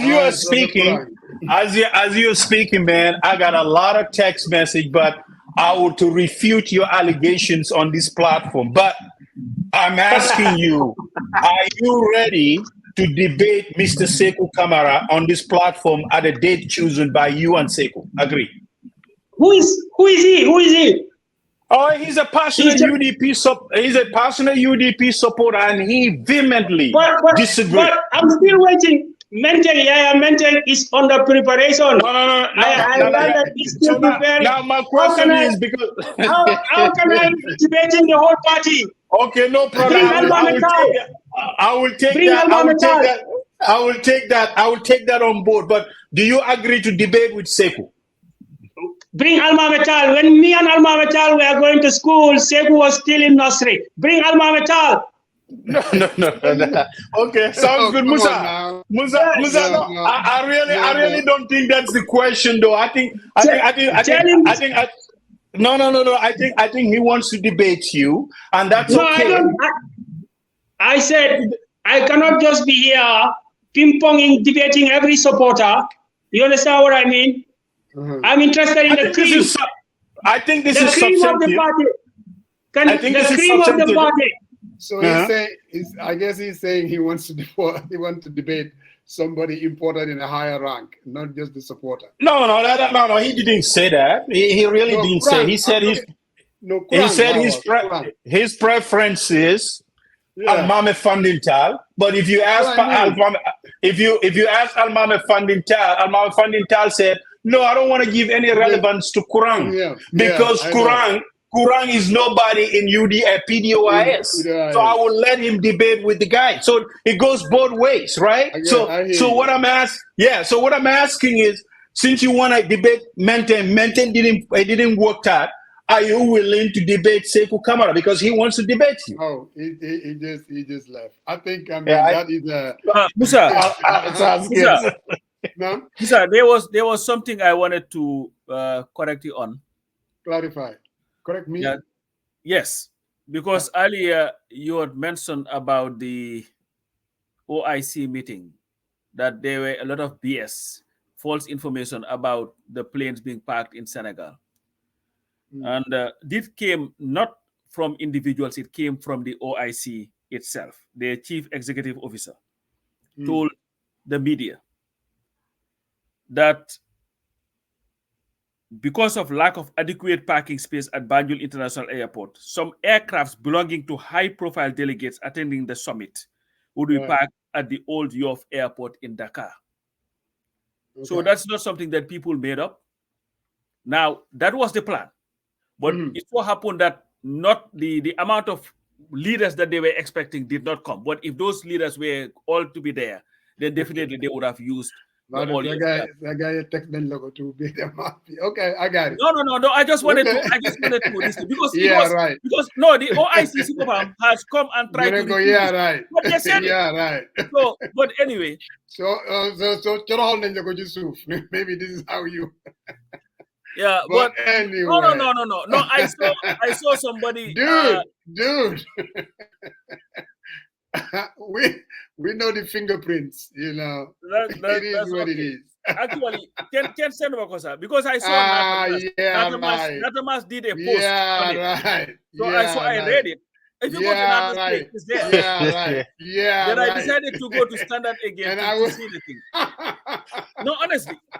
Okay. No. You see here, this is Nata's post. That's why I'm reading it. Deganala. So, man, I don't get people texting me. Right. I don't see them. But anyway, it was a good one.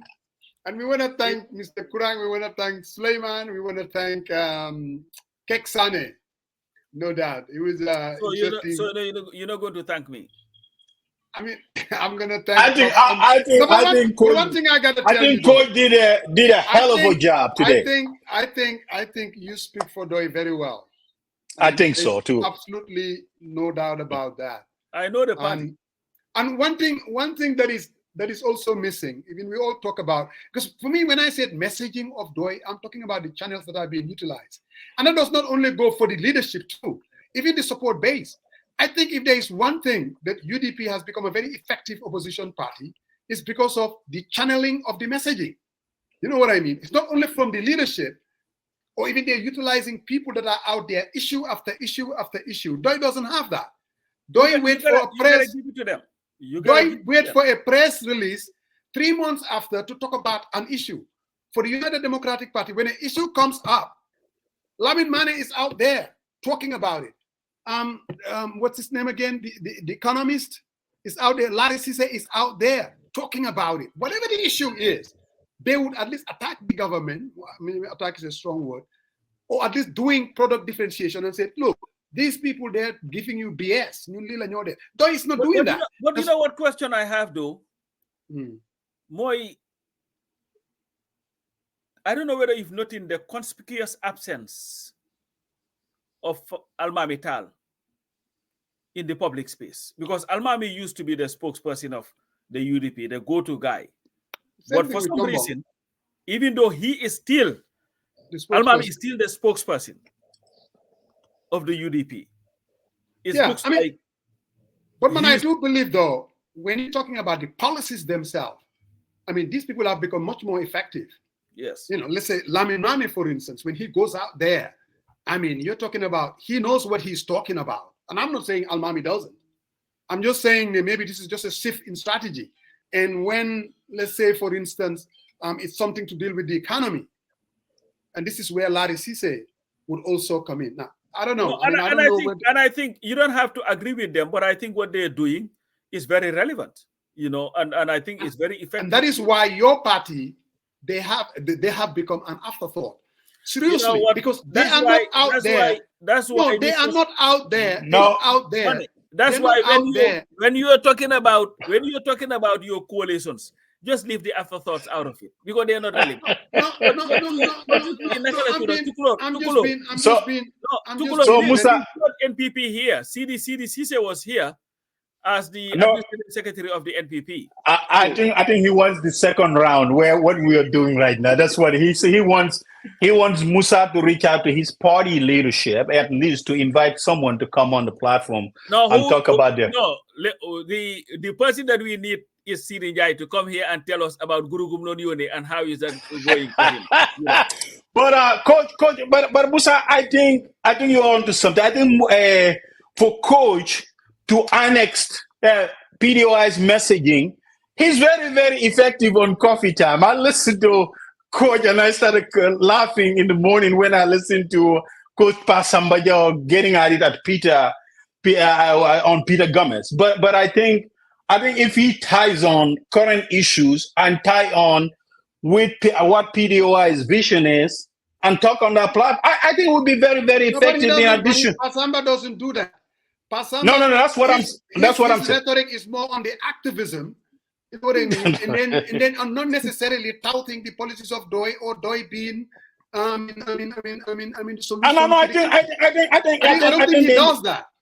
No, I don't think so. Wow. It is important, but no. But I really think there should be a shift. I think coach is very, very effective when he communicate, and I think the voters want, what can you do for me? And I think there's a lot of loopholes and a lot of basic stuff that, because I watched Halifa the entire time and I was like, okay, some of the stuff that he was hitting, but how come this messaging is not getting? I mean, it's very, very effective, because if the leader says, I care about your plight. I mean, we have elected leaders for many, many years now. They haven't delivered. We can pinpoint and all that, but we gotta, I think, turn the notch and calibrate the messaging a little bit and say, hey, this is what we did, instead of, the philosophical. I mean, that's what I told Kurang, and I try to redirect as much. But when it comes to coach hits all the points and say, hey, this is what it is. Yeah. So I think it just needs to. It's not only knowing the party Pasamba, it's also like the question that I asked. Stylistically, you cannot answer the question, and then at the same time making the differentiation. Again, like I'm saying, everything that you put on Coffee Time, it's about something else, not necessarily about touting the party. And maybe that's something that the party needs to look into, to get the Pasambas and other folks, that would kind of resemble the Lamin Manes and the Larry Cises, because an opposition party, definitely, you don't wait till elections and then you go. And I'm not saying that Doi doesn't. Doi have the, let me say this. If you take Doi's messaging, and then it's always what I would call in the editorial of Fourier, that to me alone is not enough. You know what I mean? Editorial of Fourier. I mean, you read their editorial, that's when they deal with the issues. I don't think that is as effective as going out there having people. You remember Clinton? They used to have what we call the rapid response team. Paul Begala and what's his name? The political mercenary from Louisiana, the crazy guy. What's his name again? With the bald head. James Carville. You know, yep. An issue will come up. They're all over the networks. Rapid response. I mean, that's what a political party does. An issue come up, and don't say, oh, issue is too beneath us. We're not going to talk about it.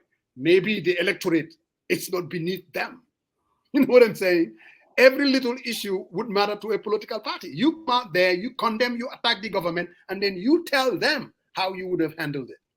But if you kind of capitulate the political space to the United Democratic Party as the only effective opposition, you will continue to be an afterthought. Yeah, but Coach doesn't do that. I'm not saying he does that. I'm talking about the party. Money. But why you going out screaming now? What are you doing?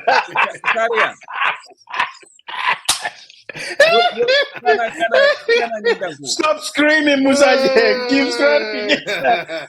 So you talk about the debate, though. What do you think about the debate? I mean, last week.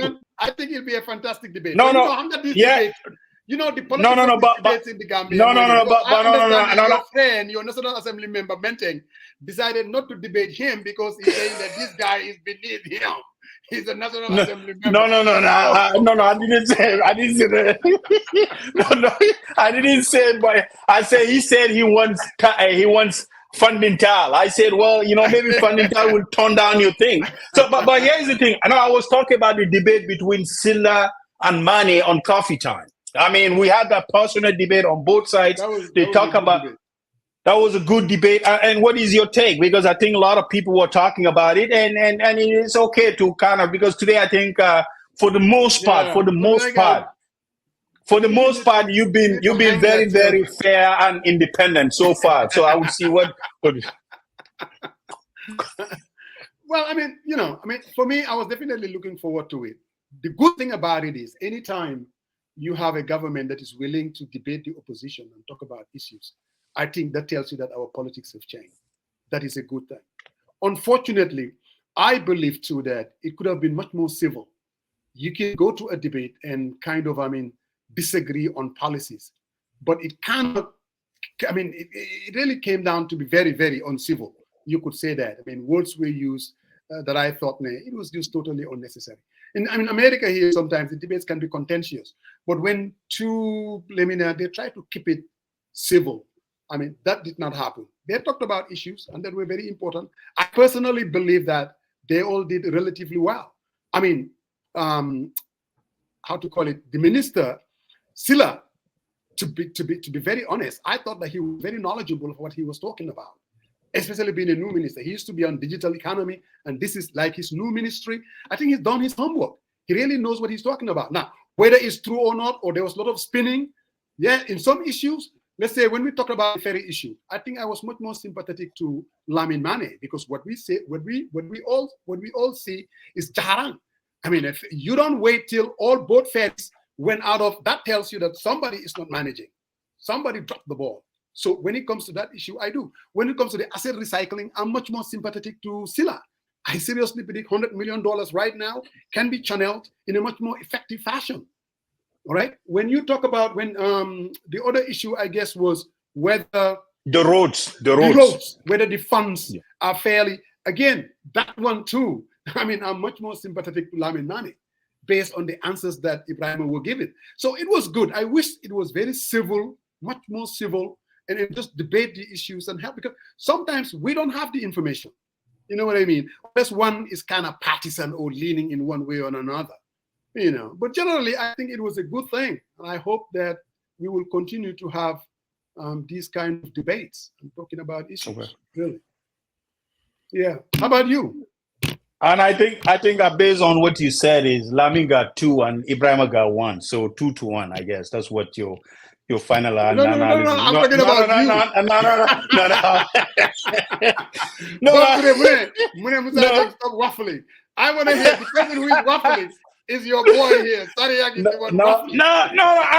As you said, I think, and that stems from when we had the minister here, Ibrahima, and some of the answers that he gave. And you remember one of the pushbacks I did was when we were talking about the OIC roads, the turnaround or whatever. What do they call it? The how do they call the roundabout? The roundabout, but they call it another flyovers. They talk about flyovers. So he was very saying, oh, they hate. I say, Ibrahim, it's not about hate. Everything you take it as opposition. Some of these things are very, very, very constructive, right? So I think yes. I have to.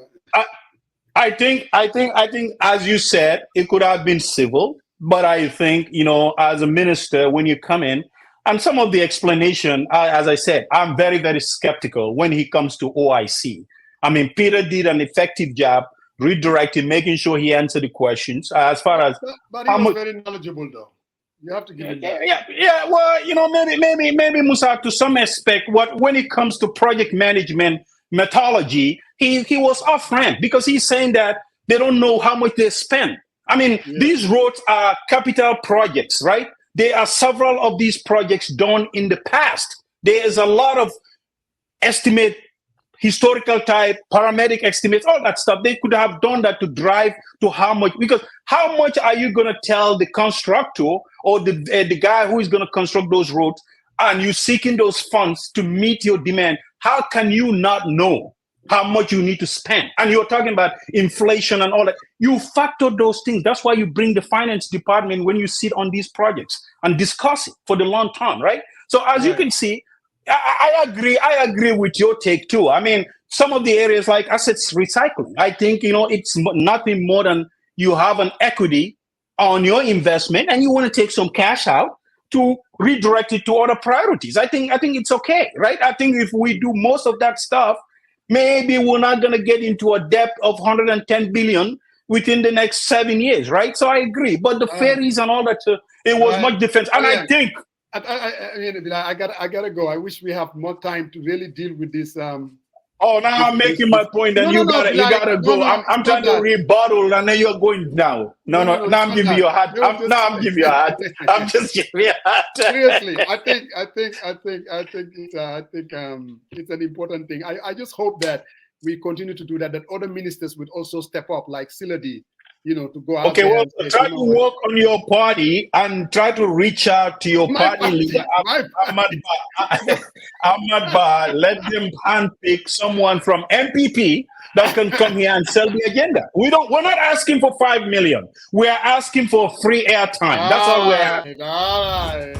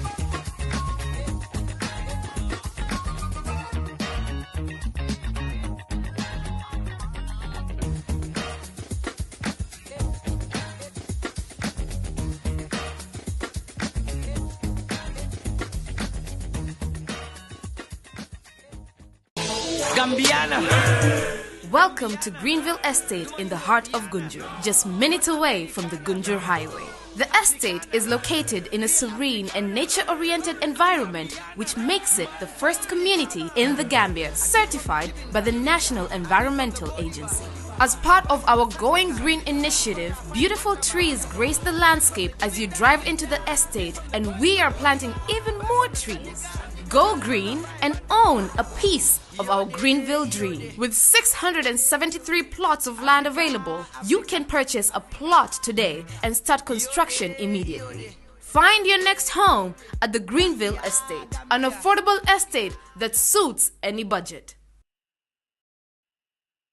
While you have certainly heard about coronavirus, commonly called COVID, you might not know these important facts and ways to protect your family from the illness it can bring.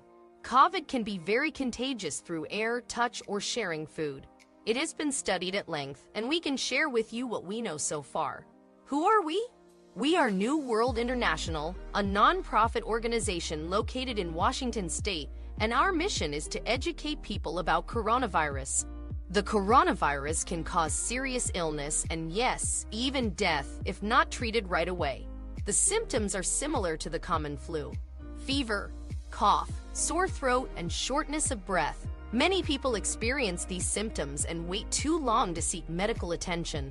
That can be a life-threatening mistake. Certainly, keeping a safe distance from others that appear to have flu symptoms is advisable. It's always better to be safe than sorry. If you develop these symptoms, there won't be any way for you to know that it's just a common flu unless you have a test done. It's best to seek out a doctor, nurse, health worker, or health facility to get advice and treatment if needed. If you are a student, report the conditions to your teacher right away. By all means, stay home if you are sick. Always cover your mouth and nose if you sneeze, and wash up afterward. The contagion spreads with the moisture droplets. As you have heard, there is a vaccine available for coronavirus. Seriously consider receiving a vaccine before you become ill. And above all, consult with your doctor when you do not feel well. For more information, please visit us online at newworldinternational.org.